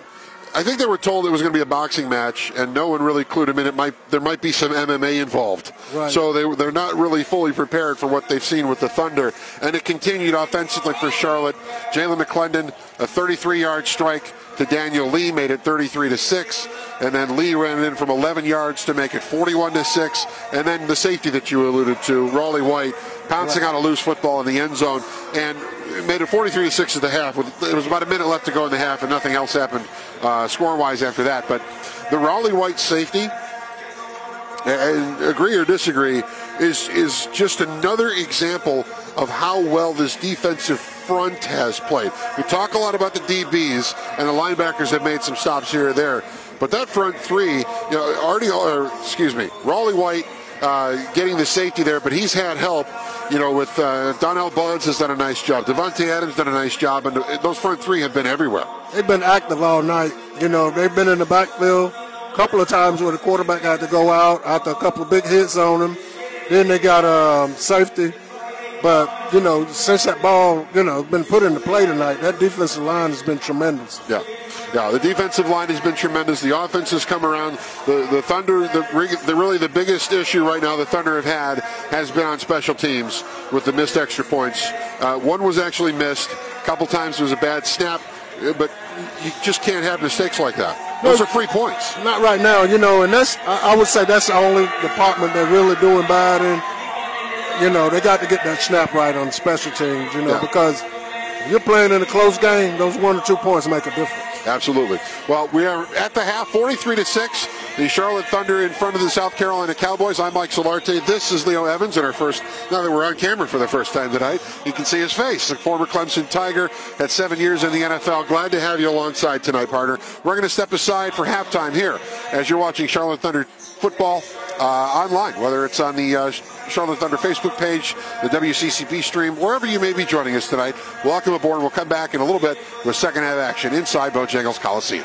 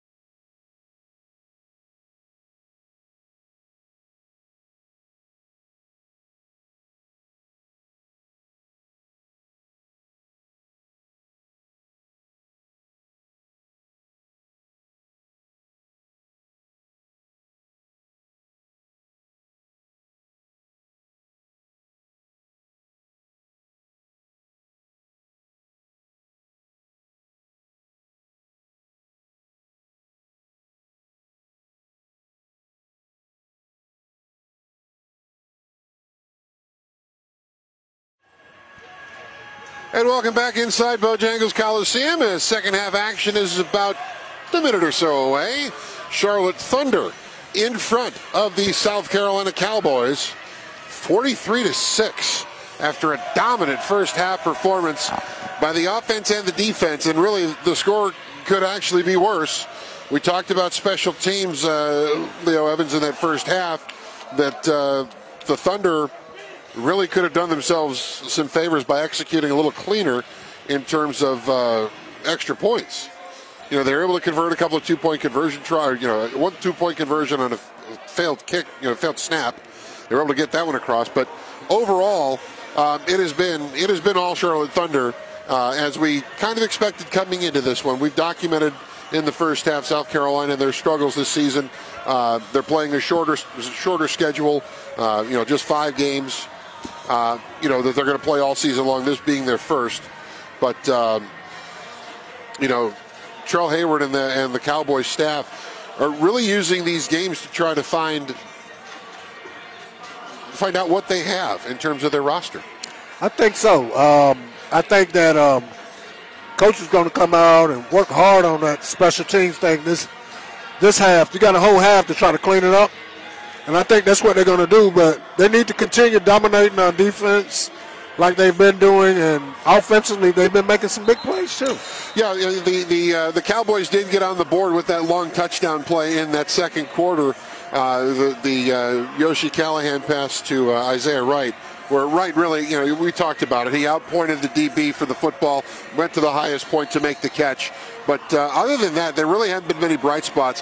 Callahan's really been running for his life tonight because of that front three, the defensive line for the Thunder. They've been outstanding. They've been getting after him all game. He had to go out twice with injury. But, one thing I like about this kid is his toughness. Oh, yeah. I mean, he never stayed out. And as you can see, they're not really in the game. So we're gonna see what we get from them this half, and it'll determine a lot.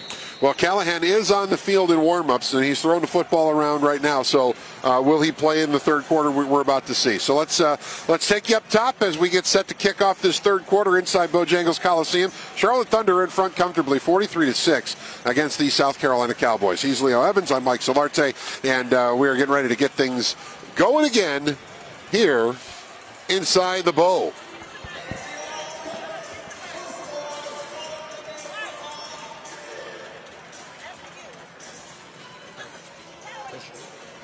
I'm good. Yeah, I got we're getting our supplies delivered to us for the second quarter. Yes. I had to do that off camera so you couldn't see it. But hey, look, we're having fun. The fans in the stands having a good time as well. They're watching the Thunder put on a pretty complete performance through 2 quarters of play. So Eric Amaya will kick it away for the Thunder. And this is curling and will fly over the boards and out of play. And so the Cowboys offense will take over first and 20, or first and 10 rather, from their own 20. Let's not make it harder for them. First and 20, that'd be cruel. That'd be unfair to do to them. Right. Look, I admire the effort that these guys are putting forth. I mean, they are overmatched in a lot of spots. The Thunder, I think, have more talent across the board, but the Cowboys are not, they're not flinching. I mean, they're playing hard. They're doing everything they can to try to stay in this thing. Yeah, they're not relenting. They're not going away. Right. I mean, so that could be a good sign for this team, in the future, once they get themselves going.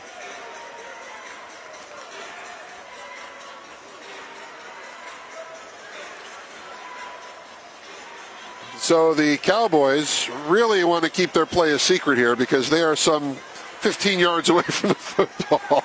Right. They're almost in their own end zone. They're going to run out of breath getting to the line just to snap the ball. Oh, we're all the way up there. Never mind.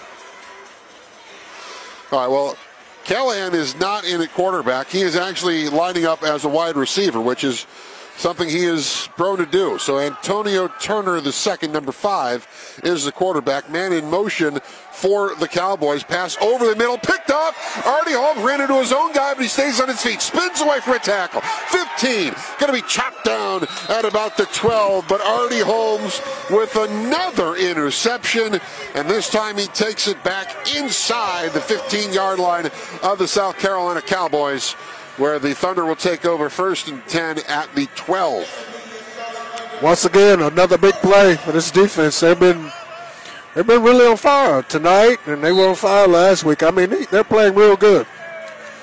All right, this first offensive series for the Thunder will feature Steph Cologne in at quarterback. So Irvin Bryson going to give Cologne a shot to play the third, as Jalen McClendon played much of the first half at quarterback.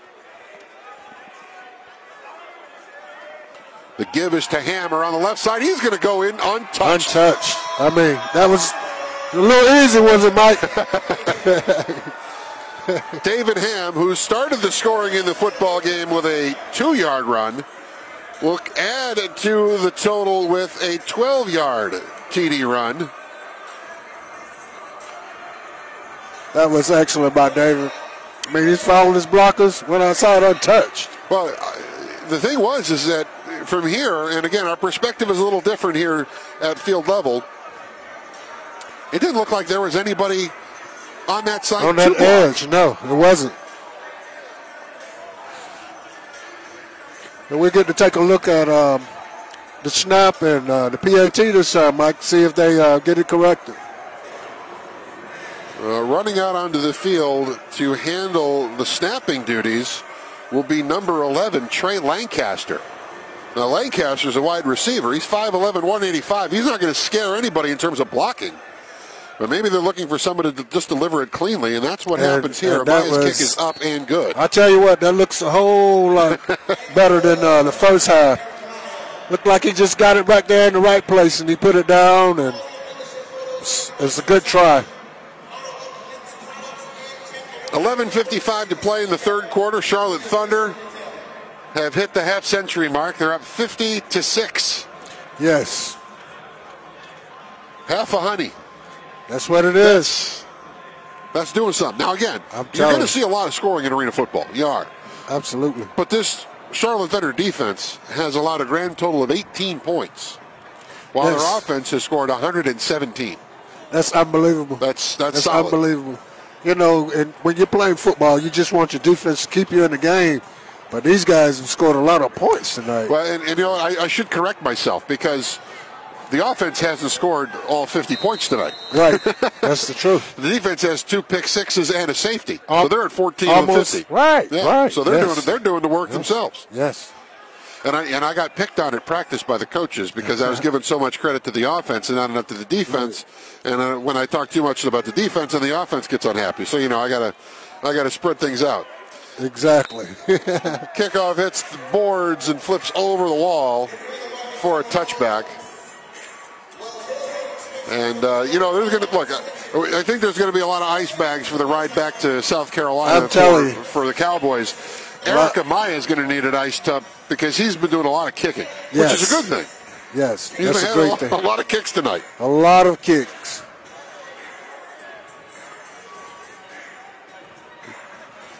So Antonio Turner is back on the field, as is Yoshi Callahan. You know, last series they had a different quarterback. It was Turner. First pass of the game was an interception. Well, yeah. Turner. Remember, Turner came on in relief of Callahan near the end of the second quarter, half, right. and did not fare very well. No, he was picked off there, and the Thunder could not convert that into points. He was picked off here. The Thunder get the touchdown run after that turnover. So it's been tough sledding for number 5 in white. Man in motion there is Dante Penny. Snap back to Turner, throws it over the middle, and that is almost picked off. They had another one. Again. He was trying for the hat trick. Yeah, that was 26. Yeah, that would be, well, that's a jersey change for someone that's, I'm sorry, that's Aaron Roundtree wearing 26 and not 18. So we're gonna have to do some digging. These guys are sticking to him. Yeah. Receivers don't have nowhere to go. Well, it's that complementary football. And, you know, we talk about offense complementing the defense, but even breaking it down even tighter, this defense is doing a great job because this defensive line is doing such great work up front that it's allowing the linebackers and the DBs to run free and do what they can do because you're putting a lot of pressure on the quarterback, and he's got to make a quick decision. A lot of times, it's going to be the wrong decision. Right. Motion man out wide. Turner scrambling to the near side. Throws across his body. Almost. Oh, that is going to be an interception. Looks like an interception. Emmanuel Phillips, number 20, caught that ball as he fell into the wall. And so another turnover for the Charlotte Thunder defense. Just getting it done on both sides of the football. You have to love it. You have to love it. So Emmanuel Phillips, number 20, making the stop. Even the coaches are dancing. I think I know that guy. I think you do too. Yeah. When the coaches are dancing, it's a good night. Because coaches never dance. Right. I mean, they yell, scream, carry on. They never dance. I tell you what, when your defense is playing that good, you're allowed to dance. Yeah. You're going to get on them for that, I hope. Yeah, you know I am. I tell him next time we got to wait till the game was over with. If he's going to dance, you got to turn and face the camera. Right. We got to at least do that. All right, Steph Cologne in at quarterback again. The handoff, David Ham. That's coming near side for. Actually, that's not David Ham. That ball did come out as the shot was delivered to the running back, but they're not going to call that a fumble. They are going to call that down by contact. First down on the play. And the Thunder keep the drive rolling.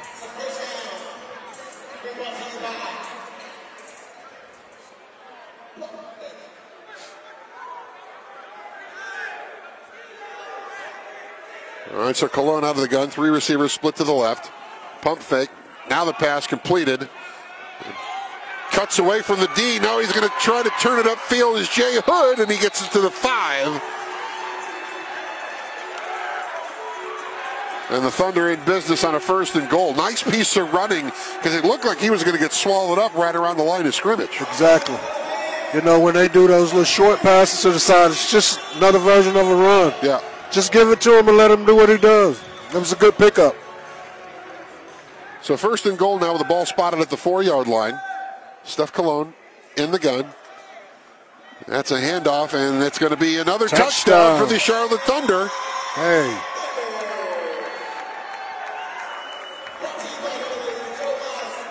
Really, I tell you, offensively, they really turned it up. Well, and again, it's you know, we talk about the defensive line. This offensive line is getting it done as well. They are really, I mean, they've controlled the line of scrimmage. The Thunder have controlled the line of scrimmage on just about every play. Anytime you can get 3 touchdowns and your running back is untouched, you're doing an excellent job up front. Absolutely. So in for the long snapping duties once again is Trey Lancaster, but he's surrounded by 4 rather large men. So I don't think you have to worry about blocking anybody. Amaya's kick is up, and it is going to be good. I'll tell you what, Mike, it looks pretty good. Look like they're close to solving that problem. They might have found something there. Hey, you got a smaller guy back there, but it doesn't matter about the size. He needs to get the job done, and he's getting it back there.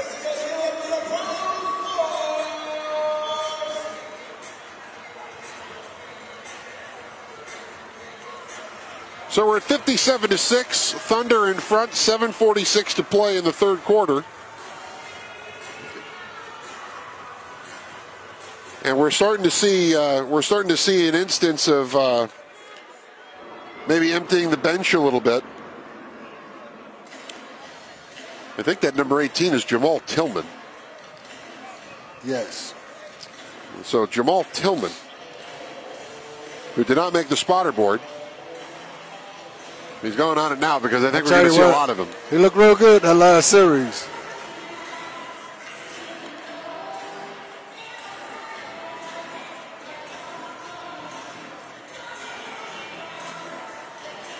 Jamal Tillman out of East Carolina, 5'10", 200-pounder. He's built like a bowling ball, which Absolutely. is okay.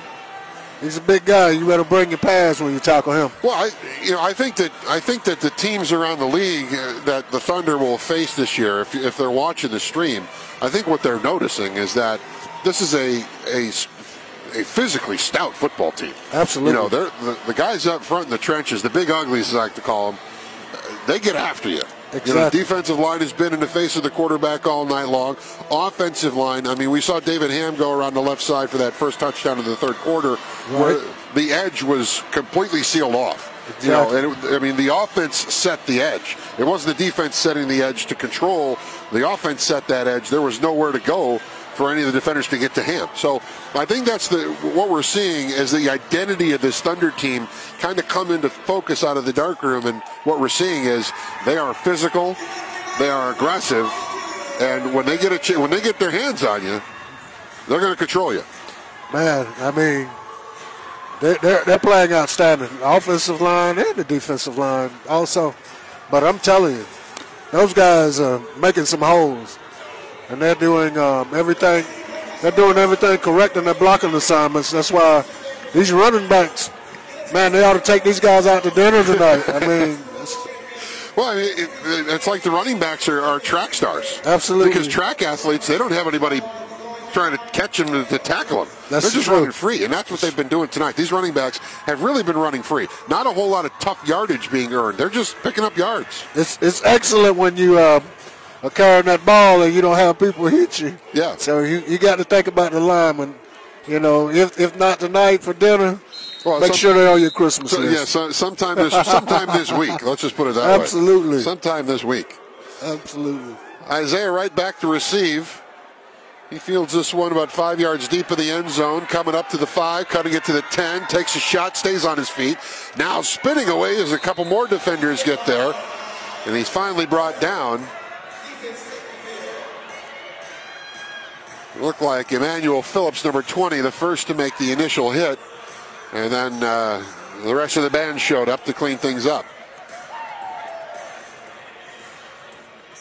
First and 10 for the South Carolina Cowboys. From their own 7-yard line is where this drive will begin. And again, both players on the Cowboys roster that are listed as quarterbacks appear to be on the field here. I'll check that. Yoshi Callahan is not on the field.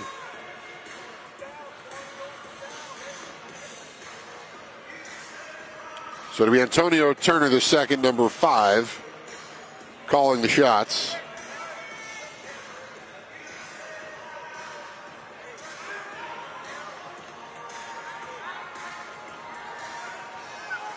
So it'll be first and 10. Here we go from the 7. Turner. Under pressure, gets away, and then he gets thrown into the boards heavily. Donnell Bonds in pursuit. That's Donnell Bonds running you into the wall has got to be a bad feeling. 6 feet 2 inches tall. Oh my 310 pounds. Yes. And when he's running at you, he's at full speed by the time he gets to that wall. It hurts me just to watch. I mean, there's padding. Absolutely. But I don't know how much padding helps you. Not then. With that man coming at you. Oh, yes. So Bonds checks out of the game. Raleigh White, Devontae Adams, and Jimmy Thomas now. Number 56 playing the right defensive end spot.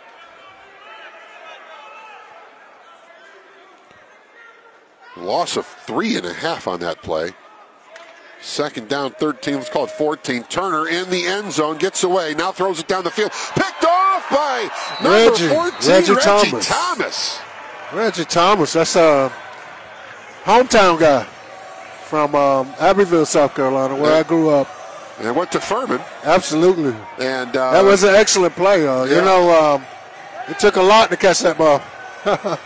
So Reggie Thomas, Reggie, with his pick, gets the football to the 10-yard line of the South Carolina Cowboys, and the Thunder offense will go back to work.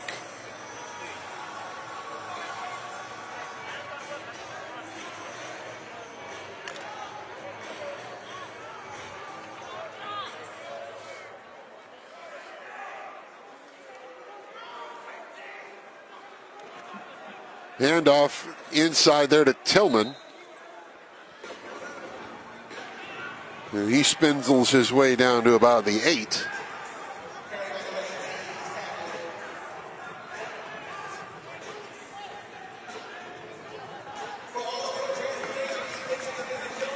And checking into the game as well, running a route at least on the last play, and he's still on the field, number 81, Scott Brantley.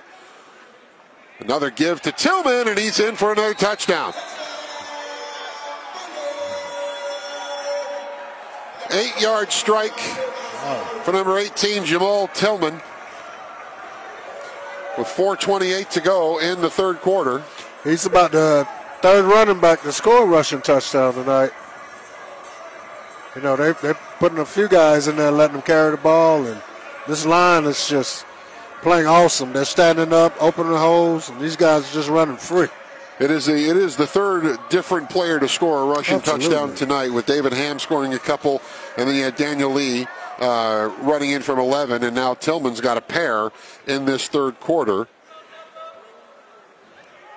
Lancaster still in doing the long snapping duties.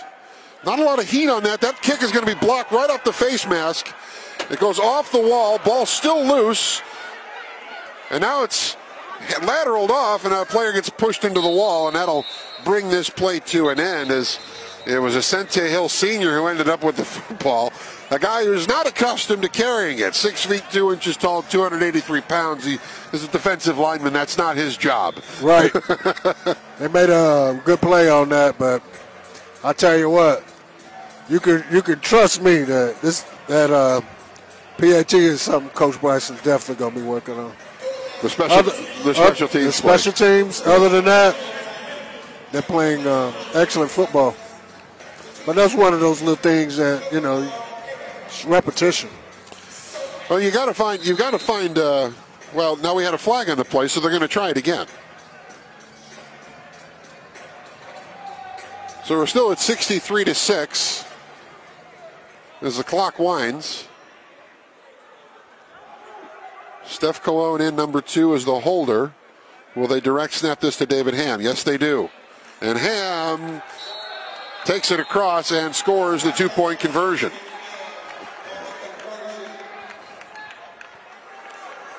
So 65-6.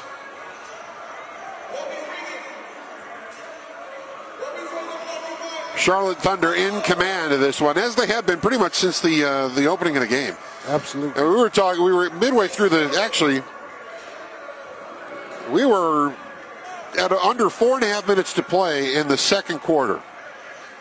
And at about that time, the South Carolina Cowboys were -3 yards. Exactly. But the next play, after they had lost 4 to get to -3, they threw the Callahan touchdown to Holmes. And now the defense with a pick that they turn into another touchdown, 2-point conversion. I mean, the Thunder are, and I know it sounds punny, but you know what? That's kind of what we do in sportscasting. The Thunder are rolling. They're rolling. Yeah. They are rolling. I wonder, Mike, if we're going to see Callahan back at quarterback. The last few series, you know, they had the other guy there. I wonder if he's going to get back in there this half. That's a very good question. I see Callahan at the end of the bench, and he's having a conversation with Coach Hayward. The ball kicked off into the end zone. It's picked up. Now a lot of running room out to the 20, where Isaiah Wright tripped over the leg of his own man. The running back, number 22, Scott Fennell, was out Jason Fennell, had fallen down just around the 20, and as Wright tried to cut his way upfield, he tripped over the outstretched leg of his own guy.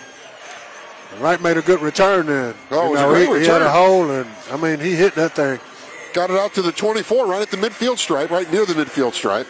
But now we'll get a bird's eye view of this Charlotte Thunder front 4, or front 3, I should say, because the ball is basically 4 yards off of where we are in terms of line of sight. So we'll get a real good look at what this defensive front is doing tonight. But what we've seen so far tonight has been really, really good. Yes. Glad you're joining us. 65-6, Thunder in front as we approach 2.5 minutes to play in the third quarter inside Bojangles Coliseum in Charlotte, North Carolina.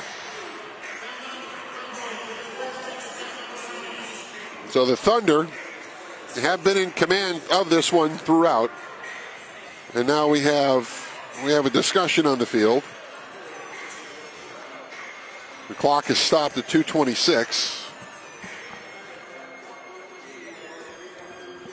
I think they're trying to get everything organized and set.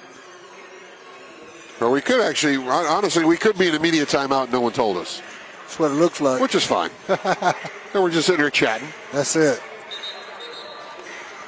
Now we'll get back to action.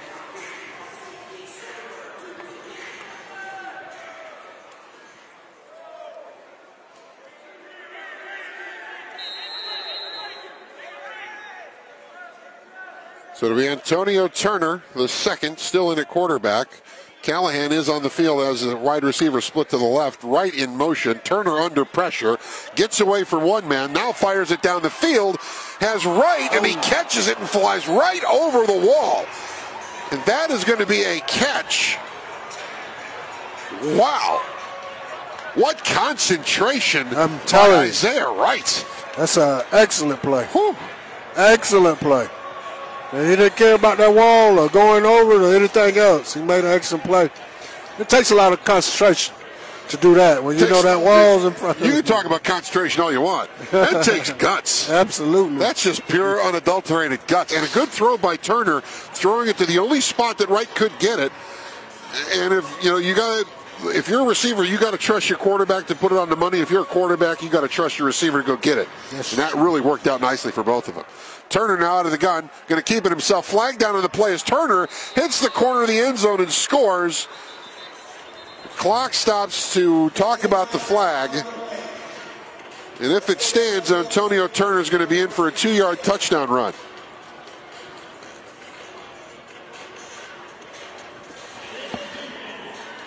The call is illegal defense on the Thunder. So Antonio Turner, with 90 seconds to play in the third quarter, with the touchdown run. And so we've got ourselves a 65-12 ball game. And the South Carolina Cowboys, well, I'll tell you what, the Cowboys haven't done much offensively, but when they've done it, it's been spectacular. 2 big plays. Right? 2 big plays. 2 big passing plays. Got that one, and then he just took it in right there. But they've on their 2 touchdowns, they moved it down the field on big plays. Yeah. And while that may be of a concern to the Thunder defensive coaching staff, they can take a little solace, and it's just been 2. It hasn't been 9 or 10. You know, maybe it's a broken coverage. Maybe it's 2 outstanding plays by the wide receivers, which, I don't think you can discredit them for, as Antonio Turner is brought down for a sack on a 2-point conversion. Fred Williams, TJ Warren. Yeah, that's number 9, TJ Warren, making the tackle there. Warren's made a few big plays tonight.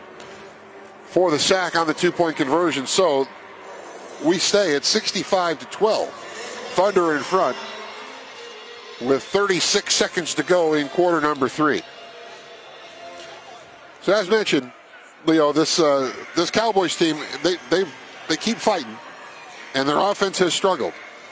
But I still can't get over the touchdown catch from Wright that he made. The catch on the flipping over the wall. I mean, Isaiah Wright is definitely, in my opinion, has been the Cowboys' best player tonight. Yeah, he's been a boost for him. Oh, yeah. Definitely been a boost because one thing that he does that the quarterback who started does, he gets out of that pocket. It's a scrambler.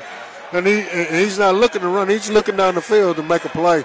And that's what happened on that long pass. And really, you have to believe, right. If you're the receiver, you have to believe that your guy's going to find his way open for you. He's going to get himself open to make it happen.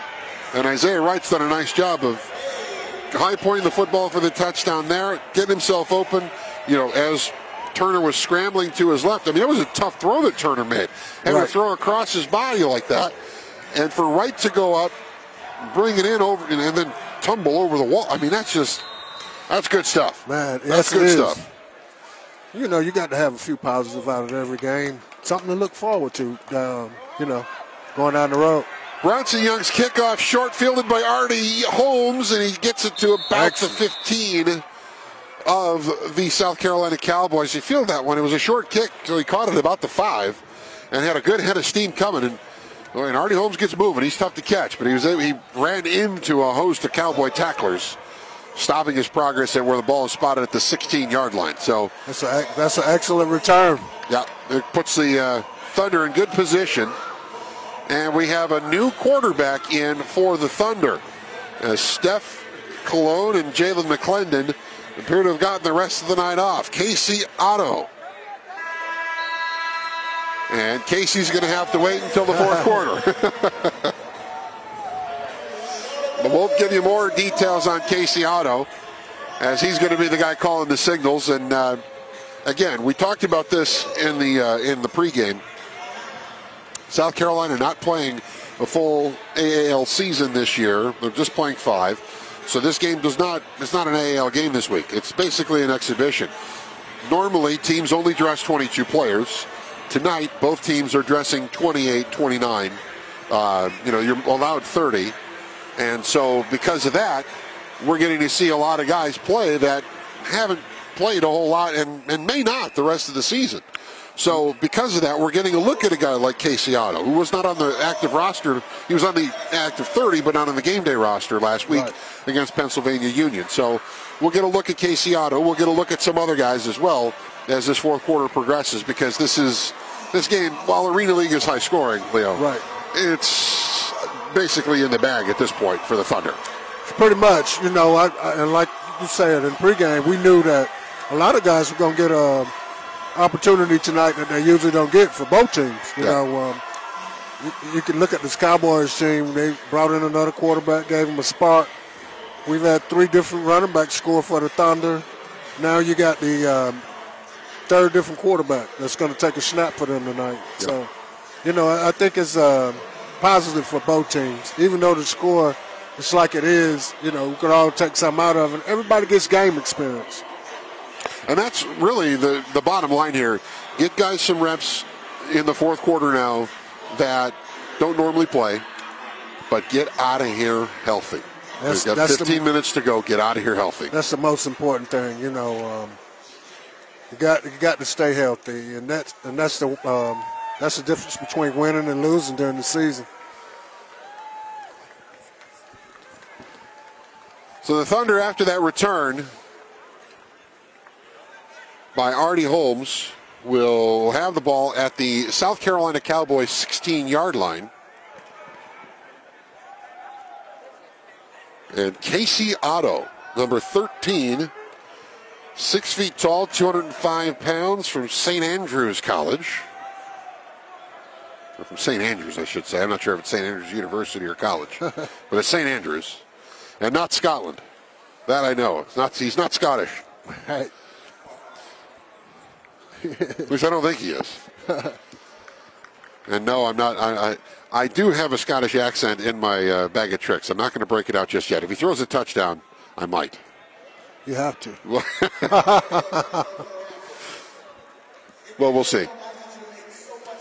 Make sure you stick with us after the ball game here. We will talk with head coach Irvin Bryson in our post game. Direct snap into the hands of Tillman. Jamal Tillman, the East Carolina product, takes it down to the 11. So give him 5 yards on that carry. Second down and 5.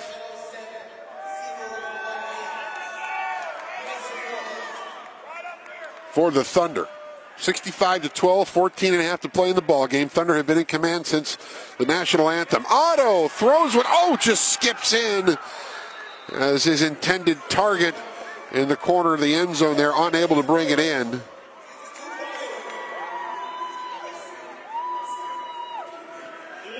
The wide receiver is number 12, Juwan Houston.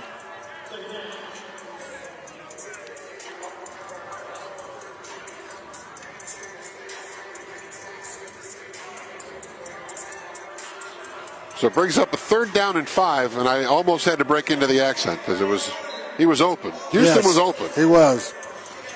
Got to pick it up a little bit more on that throw. But we also had a penalty on that last play, so it brings us to a first down and goal to go. There was enough yardage on the first down play. Otto flushed, cuts it back, dances his way in. Casey Otto, what touchdown. What a play.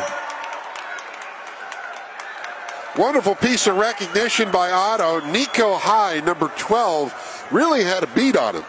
But Otto, quick shuffle of his feet, created the space that he needed, found the daylight, and ran it in. That was an excellent run. Excellent run. I mean, he made a guy's feet stand still, and he got in there. But you always like to see that, Mike. Guys that don't play that much get an opportunity to go in the game, and they make the most of it. And Casey Otto doing just that. I mean, he's out here at practice every week, doing his part, and getting his opportunity to get some reps, and gets rewarded for it with a short yardage touchdown run. So 13:05 to play as Amaya's extra point is up and through. So tack on 7 more to make it 72-12.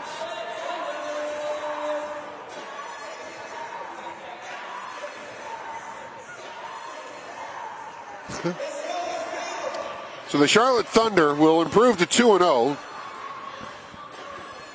And next week, their first road test of the season to face the Tampa Bay Tornadoes. Tornadoes play out of Lakeland, Florida. And the arena that they play in, I believe, is the same one that the Lakeland Magic and the NBA G League use for their season. So it should be a pretty nice facility to go check out, and for the Thunder to see how their game stacks up on the road. It's going to be interesting. They're going to go down and play a pretty good team this week coming. And, they're going to get some things hammered out and ironed out in the next 13 minutes. And I think they'll be ready to go. I think they're going to be ready to go. The one thing I would think is that when you have a defensive line and an offensive line playing the way that they are, that travels. That plays well anywhere. Anywhere. Home, away, the moon, it doesn't matter. When you play like that up front, you're gonna put yourself in a good position to win ball games. Absolutely. And they've definitely set a standard in the last couple of weeks. Amaya's kickoff fielded by Wright at the goal line, and he gets it to the boards where he kind of brushes it, stays alive, and now is down at the 15. He still thinks he's not down. Not a good time by Wright today. But the officials have him spotted down at the Charlotte Thunder 15. I tell you, the thing I like about this kid, Wright, he's got a burst when he touches that football. And if that hole opens up, I mean, he's getting in it and he's gone. So the South Carolina Cowboys will take over 1st and 10 at the Charlotte 15. We're at 12:41 to play in the fourth quarter, as the Thunder look to try to keep their 12 streak alive, because they gave up 12 points last week to Pennsylvania Union and given up 12 this week. That's like their high water mark. They don't want to go any higher than that. That's the truth. So that's what they're averaging the game now. Yeah. So Antonio Turner is still in at quarterback. Man in motion was Dante Penny. Turner flushed under pressure. Look out. Oh, my goodness. I mean, T.J. Warren just comes in flying. T.J. Warren is all over the field. Play started at the 15. They're going to spot this football. That's one thing about playing the game. When that quarterback tried to scramble and turn around, you seen Warren hit another gear to go get him. You had some excellent players over there on that defense. Well, got a lot of speed. That, my friend, is a loss of 14 yards. Unbelievable. So they're trying to get back all the yards they've given up they lost, in chunks, and then 12 points just kind of happened with no yards. Exactly. It's not possible. Well, I don't know. The way this defense is playing, do they have enough time to do it? I don't know. But it's going to bring down, after the 14-yard loss, a 2nd and 24. They must have heard you that play before about the 12 points. But now Turner talking things over with Penny. Penny's going to be the man in motion. Play clock down to 20 in a 72-12 ball game. Penny now in motion. Turner firing down to the end zone. Couple of defenders there. Artie Holmes among them. And that pass intended for Dante Penny falls incomplete. So to bring up a 3rd down and 24. I mean, that's tough when you're staring at the ball at your own 21-yard line, and the line to gain is the opposition's 5. Right. That's tough. Very tough. That's not a good feeling. You know, they put that team in some positions, the Cowboys in position all night to make some tough plays against them. And they made a couple, but this defense, you know, it might bend, but it doesn't break. I mean, they're playing excellent. Well, and the scoring plays, it took a monster catch in the end zone by Wright. It took a monster catch by Wright to set up the short run. I mean, it's been just a couple of chunk plays that has really gotten the Thunder tonight. Other than that, they've been spot on all defensively. Turner coming in our house. Oh, and it's caught again. Right in front of our director and producer, Manny Mack. Manny, okay? Do we need to call EMTs? We need to get the paddles out on Manny. Are you okay, Manny? Okay. He's nodding. Okay, good. Well, it's live action coming at you. It's a good catch. It's a gain of 4. All of that for a 4-yard gain. Or a 5-yard gain. Well, you know what? We'll give him 5. So it's now 4th down and 19 to go for the Cowboys. Penny will be the man in motion once he gets set. 14 on the play clock. Turner swipes him in motion. There he goes. Snap. Turner, he's got some help in front of him, but will he get? No, he's just going to come right in front of us. He's stopped short at the 19. Nice play by T.J. Warren. You thought he was coming in here, didn't you? Yes. That is exactly in front of our broadcast position. Let's see it. Yep, there we are. Yeah, it's pretty close. So the Thunder take over 1st and 10 at their own 19-yard line and a 72-12 lead as the clock continues to melt away. 8:38 left in the ballgame. Casey Otto in at quarterback. We got to go to the deep sheet here to pick up some of these names. Jamal Tillman in at running back, number 18, number 88. There's a number change for Jay Hood, but he's out there. You got Juwan Houston, number 12, near side.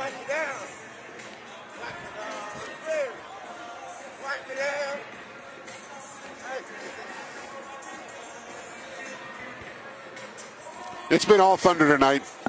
There's no two ways about it. I mean, they're up by 60 with 8:38 to go in the ballgame. I think we're in the midst of immediate timeout as well. That's why we've got players on the field and just waiting to go. But overall, Leo Evans, this has been what you wanted to see if you're Irvin Bryson. If you're the home team and Coach Bryson, this is exactly what you wanted to see. You know, they've made some strides in a week, so they didn't go backwards from anything. So Casey Otto, number 13 in at quarterback, steps up, fires a dart far side, going to hit the wall and fall incomplete as he was looking for Scott Brantley, the wide receiver out of Mars Hill, 6 feet tall, 170 pounds. So it brings up 2nd and 10 for the Thunder. The clock approaching 8:10 here in the 4th quarter. And they are up 72-12. 2nd and 10 for the Thunder. Otto, read option, keeps it himself, gets it across the midfield stripe, down to about the 22. Took a shot as he was getting across the line as he was tackled. Another excellent run by Otto. I tell you what, when he makes that cut and he sees daylight, he's pretty good. He can put his foot in the ground pretty well. I'm telling you, yes he can. That's the one thing a lot of these guys do. I mean, even, you know, Steph Cologne, Jalen McClendon, when they've got to run and they stick a foot in the ground, their explosion either way is so dangerous. It really freezes the defensive player. Oh, it makes you. We have whistles here. They awarded a first down, and I'm not quite sure that they were supposed to. I thought it was like a yard short. I thought it was a yard short as well. I thought that because this drive started at the 18, or was it the 19? It was the 19. Excuse me, it was the 19-yard line. Okay, so they needed to get another yard. Yeah, okay, that's what they're redoing, or they're doing right now is they're resetting the sticks. Yeah, that's all right. Now we're straight. 3rd down and a yard, with the ball spotted at the South Carolina 22-yard line. The Thunder need to get to the 21 for a 1st down. Jawan Houston will be the man in motion, number 12. Otto waves him on, and here's the snap. Inside give to Tillman, and he's got some daylight. Going to get it to the 5. Touchdown, Thunder. Jamal Tillman from the 22 takes it to the house, and the Thunder add another one. Tillman's looking impressive tonight, as the rest of them in backfield. But I tell you what, that was a good run right there. Jamal Tillman, the 5'10", 200-pound running back out of East Carolina, goes in from 22 yards out. And now the Thunder can make it 79.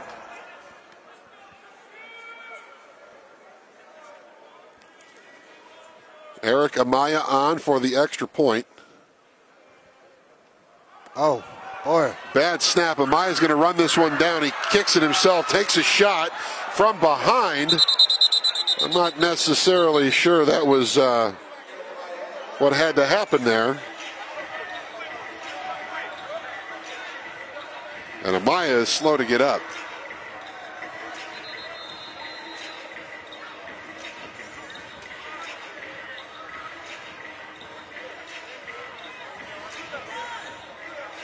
And Steph Cologne is there to help him up, but he's going to be looked at by trainers.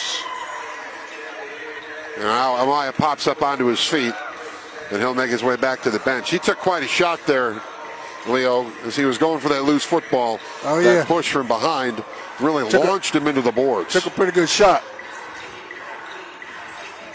You know, that's a new position for a kicker to have to take a hit. You don't think about that. Well, the PAT fails 78-12. The Thunder in front. We had 6:02 left in the ball game. And so the Thunder will kick it away, or at least they will attempt to kick it away. Amaya is back on the field. He's the only kicker on the roster. Right. So I wonder what would Coach Bryson do? He's a tough guy too, right? Oh yeah. Played his high school football for the Kannapolis Brown Wonders, the AL Brown Wonders, and then played collegiately at Johnson C. Smith. He's a Kannapolis native. They grow him tough in K-Town. Say that. They grow him tough in K-Town. Home of Dale Earnhardt. Hometown of the late great Dale Earnhardt. When the kicker's tough, Mike, it tells you about the rest of their team. You know, and that's the thing, too. And talking to Coach Bryson, I talked to him this week specifically about Amaya. Right. You know, how lonely it's got to be. He's the only kicker. And, you know, during practice, I was in this very spot. Right. And the linemen were working on that far side of the field. The DBs were working, or the linebackers were working over here. They're working with the offense and the DBs on this side from the, you know, the 25 in. Right. And Amaya's in the far end zone by himself. You know, he'll kick a couple of balls over the short side of the field, and then they'll go and get him and kick him back. Right. And they'll go do it again, lather, rinse, repeat. And then when the team takes a water break, he runs out there with the kicking tee or the holder and goes out and gets his reps in while he can. And he just falls short of an Uno. Oh, wow. Just under the crossbar, over the boards, Amaya. And he's holding his left side. He's favoring that left side. He took a bit of a shot there. He did. And I hope he's okay because that guy's tough. Oh, he's got to be. I mean, look, he's coming off holding his side and was Kicked about all the way through maybe about 2 feet shy of adding another point to the board. That's something.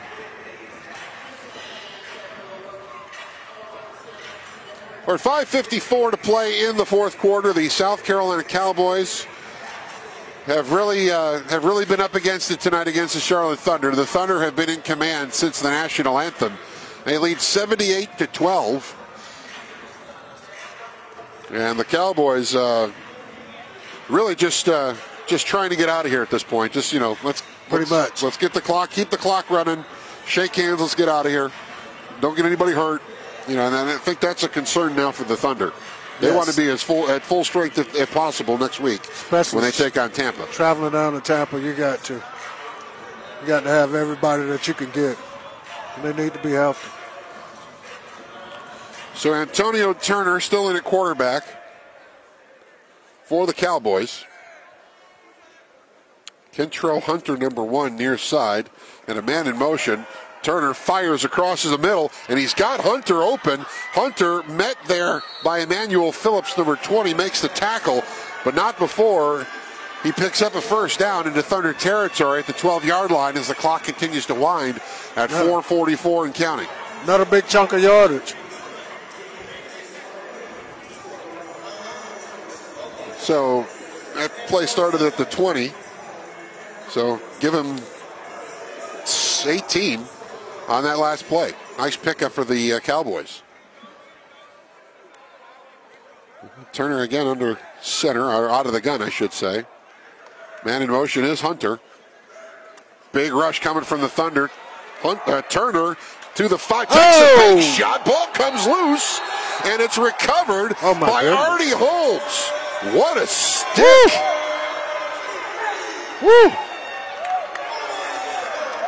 Now that's something.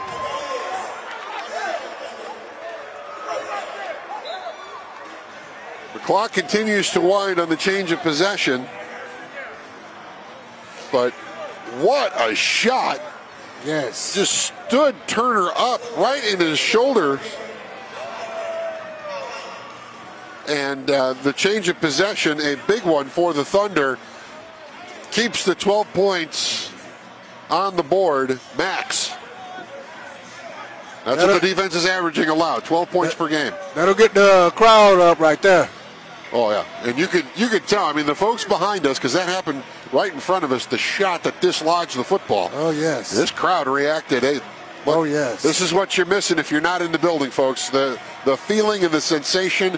You want to get your tickets for the next home game? CharlotteThunder.com has all your ticket information needs, also your merchandise needs. Anything you want to know, Charlotte Thunder, that's the place to go. Handoff to Tillman, spun around as that play started at the 5. I'm going to give him a gain of 2, but the clock continues to wind down to 3 minutes in the ballgame. 78-12, Charlotte Thunder in full control of this one. Inside the Bojangles Coliseum in Charlotte, North Carolina. Glad you're joining us here on the stream. Mike Solarte alongside Leo Evans. And we've seen a dominant performance by the guys in the black uniforms tonight. Casey Otto delivering over the middle. Juwan Houston makes the catch. And a big stick on the defensive side by number 9, Isaiah Wright. He held on to that ball, though, didn't he? But Wright seemed to get the worst of that when you see his head kind of snap a little bit.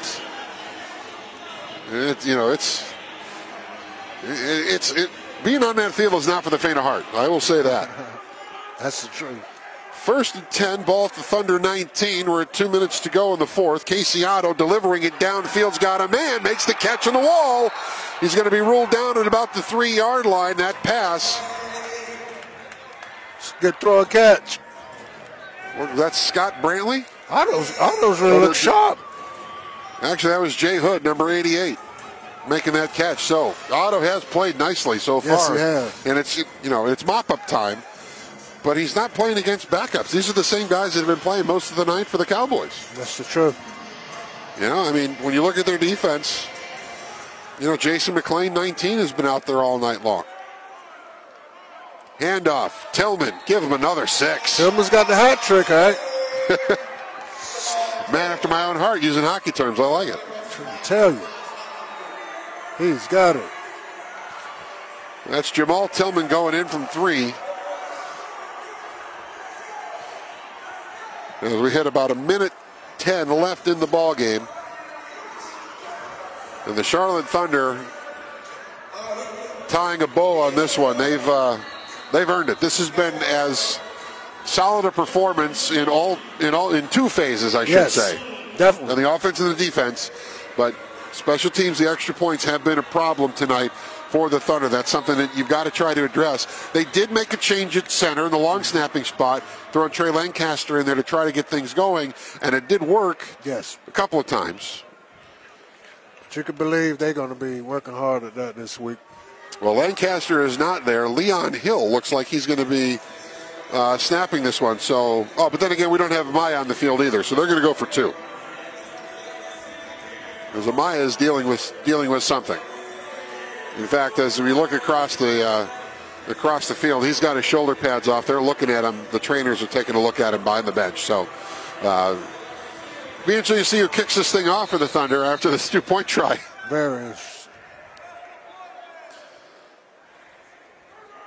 Man in motion, the read option, and Otto is not going to make it. He's stopped short on the 2-point try. And so the Thunder offense unable to convert the 2-point effort. 84-12 is where we stand with 55 seconds to go in the ballgame. As J.P. Titus, number 90, made that stop.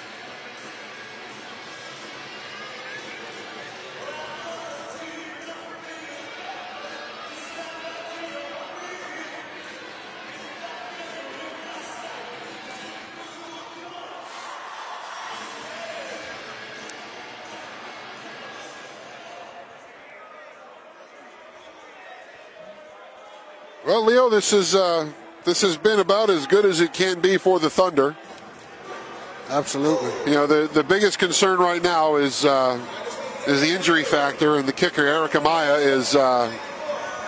is not out there to handle these kicking duties.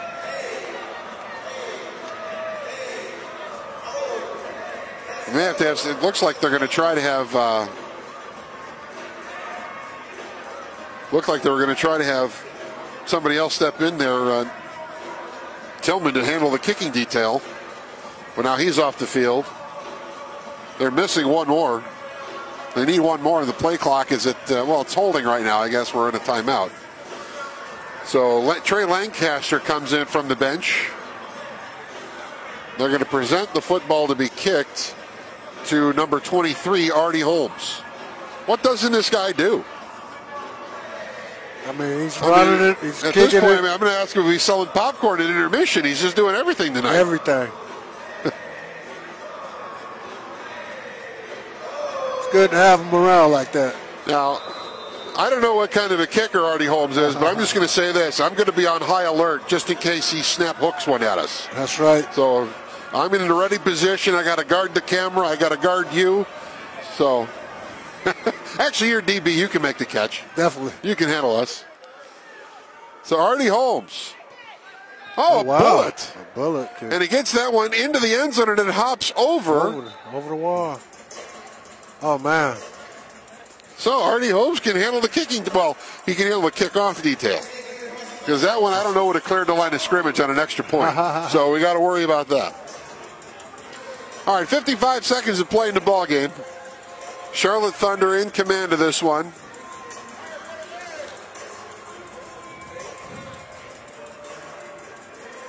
But full marks to the South Carolina Cowboys. I mean, for everything that group has been through this season, I know they've allowed 84 points tonight. They've only scored 12. It's a loss. But when you look at a team that has had to battle COVID issues throughout training camp, haven't had the time to hold normal practices, or at least a lot of normal practices, a lot of meetings, a lot of film study, a lot of talk. But you don't talk when you're between the lines. You play. And you got to play.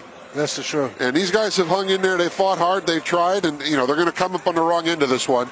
But, again, the Thunder, offensively and defensively, have been incredible tonight.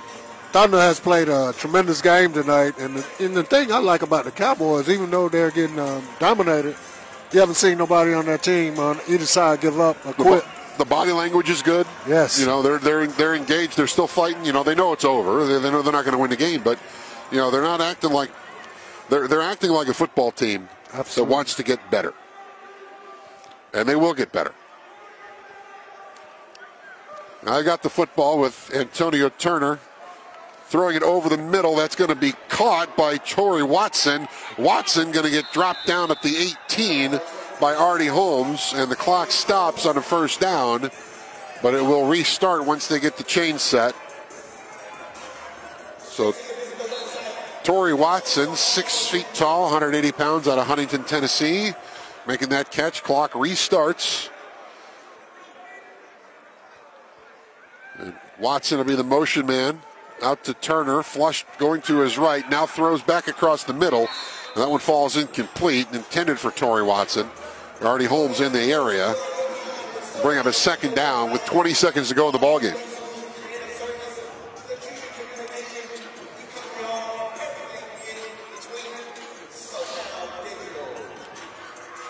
So the Thunder are about to improve to 2-0 on a night that pretty decent crowd in the building. Got to watch a dominant performance. Those that stuck it out, I mean, because this outcome has pretty much been decided for a while, but there are still a good number of folks here in the building, and you should be too. Be back in this building in a couple of weeks. Get your tickets at charlottethunder.com. Turner flushed, throws it up for grabs down the far sideline. Holmes with another interception. And he's stopped at the 12-yard line with just 3 seconds on the clock. So Artie Holmes, and they burn the clock. That's your ball game. Your final score from Charlotte tonight: the Charlotte Thunder 84, the South Carolina Cowboys 12. The Cowboys, or the Thunder defense, has now set an average of allowing 12 points per game, 2 games in. They allowed 12 in the first week and 12 in the second week. Microphone? This one? All right. We're getting Coach Irvin Bryson over here now to talk with him about this one, and I'm going to hand this to you, Coach, so we can hear you. And we'll get our cameras set up.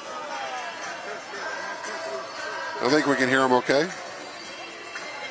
We can't hear him? Okay. Leon, let me have your headset. We're going to throw that on Coach. Having a little bit of an audio mix up here, so I'll give this to Coach Irvin Bryson. And Coach, I'm going to lean in so you can hear me okay. Okay, I'm going to do this here. Let's make sure you can hear me all right. Okay. All right.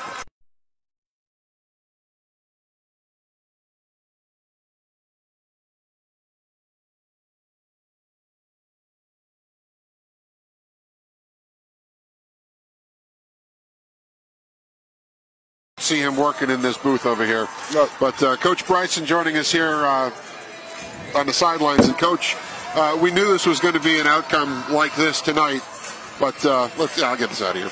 You knew it was going to be like this tonight. You knew your guys were going to be a dominant force, your line play, offensively, defensively, outstanding tonight. Right. You got to be proud of those guys in the trenches. This is Thunder football. I know, even though the competition wasn't the best of it, but we just want to see a positive reaction from last week. We did a lot of things bad. I felt like this week we spent a lot of time in the classroom. We kind of understand what we were trying to do. Unleashed Jalen a little bit sooner than I expected, but it was overall a good game for us. On the flip side of unleashing Jalen early, you still got some more reps for Steph. Right. And then you got to look at Casey. Right. As well. So there are benefits. You got to look at a lot of guys tonight that are generally practice squad guys, exactly. And they played big minutes for you tonight. Exactly, and that's what we want to do. We know the outcome, how this game would turn out, but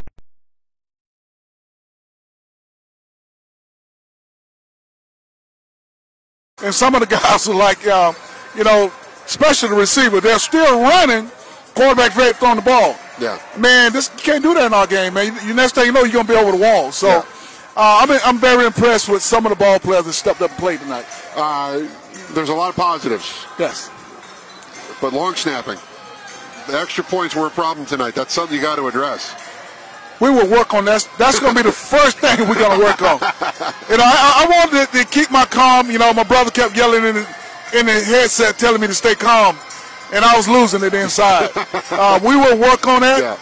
24/7 around the clock. But you can't have bad snap. But good against a good quality team. One of the things is we got to find out where we're at with Eric. Eric is definitely hurt. Yeah. I don't know if he have cracked or bruised ribs.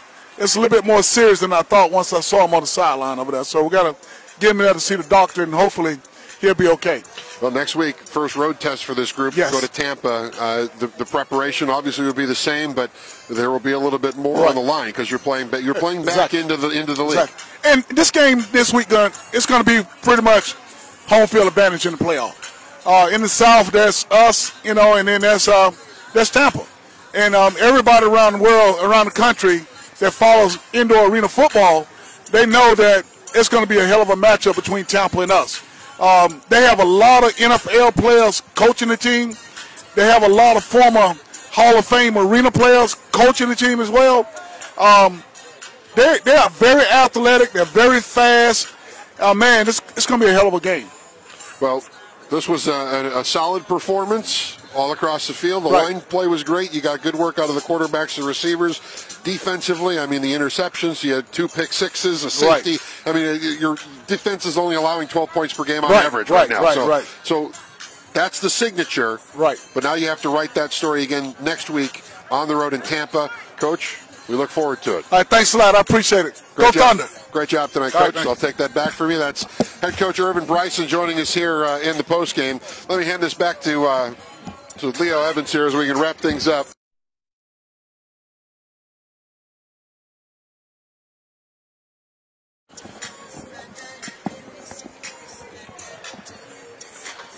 And Coach broke that, didn't he? Yeah, he did. Coach broke the earpiece on you, I know.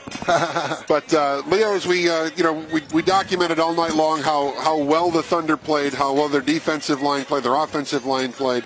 I mean, overall, they had a really, really nice ball game tonight. Is there any concern in your eyes in what you saw that maybe, just maybe, they didn't get enough of a test tonight because they played a team like South Carolina, who really wasn't, they were really no match tonight? Right. I think, the Thunder just came out and played their type of football, and they dominated on both sides of the ball. Had problems with the special teams, snapped on the PAT. I'm sure that'll get corrected. They're going to work hard on that. But other than that, I think they played their brand of football tonight and just dominated a team that, wasn't better than we talked about it during the game, is that style of ball travels well. It plays anywhere. It plays at home. It plays on the road. And you just heard Coach Bryson talking about how good Tampa is. I mean, who's got more reason to be concerned right now, the Charlotte Thunder or Tampa? I think Tampa does. Yeah. Because they got so many people on this team that they can go to. And we've seen, 3 different running backs score tonight. Yep. We've seen 3 different quarterbacks throw the ball and get in the end zone, all 3 of them. So I think this team is prepared to go down to Tampa next week and fight them. Well, the concern now, as you heard Coach Bryson in the postgame interview, is the health of kicker Eric Amaya, the only kicker on the roster. So the Charlotte Thunder now have a week to either get him healthy or have another body in play. And that's going to be a tough putt, trying to bring somebody in who may have never kicked indoors like this before. And just like I was speaking about earlier, that was the only problem they had tonight as far as, the PAT and, the ball and the bad snaps. Yeah. And they're going to need him this week to work on that. Absolutely. So, yeah, they're going to need him or they're going to need a kicker. And let's hope it's going to be Eric Amaya. And that was one of the things that you mentioned, in pregame. And, now, I mean, it's the health. Get out of the game healthy. Yeah. And it was right at the end where, the kicker got he got shoved, shoved into the wall from behind a pretty dangerous play, quite honestly. And it turns out that Amaya was injured. And Coach Bryson telling us that bruised, cracked ribs are maybe worse. Let's hope for the best and prepare for the worst, but hope for the best. But Leo Evans, thank you, sir. Hey, thank you, Mike. Thank you for having me. This was a lot of fun. Anytime. I had a great time. We'll do this again, and next week we'll do it from the road in Tampa as the Charlotte Thunder hit the road for the first time this season, but they're coming off a big win, 84-12 over the South Carolina Cowboys in Week 2 action for the Thunder. So for Leo Evans, I'm Mike Solarte. Thank you for joining us here on Charlotte Thunder TV. We will see you next week from the Sunshine State. And I'll just keep, there you go. Manny's getting us off the air. Thanks, Manny. Appreciate that.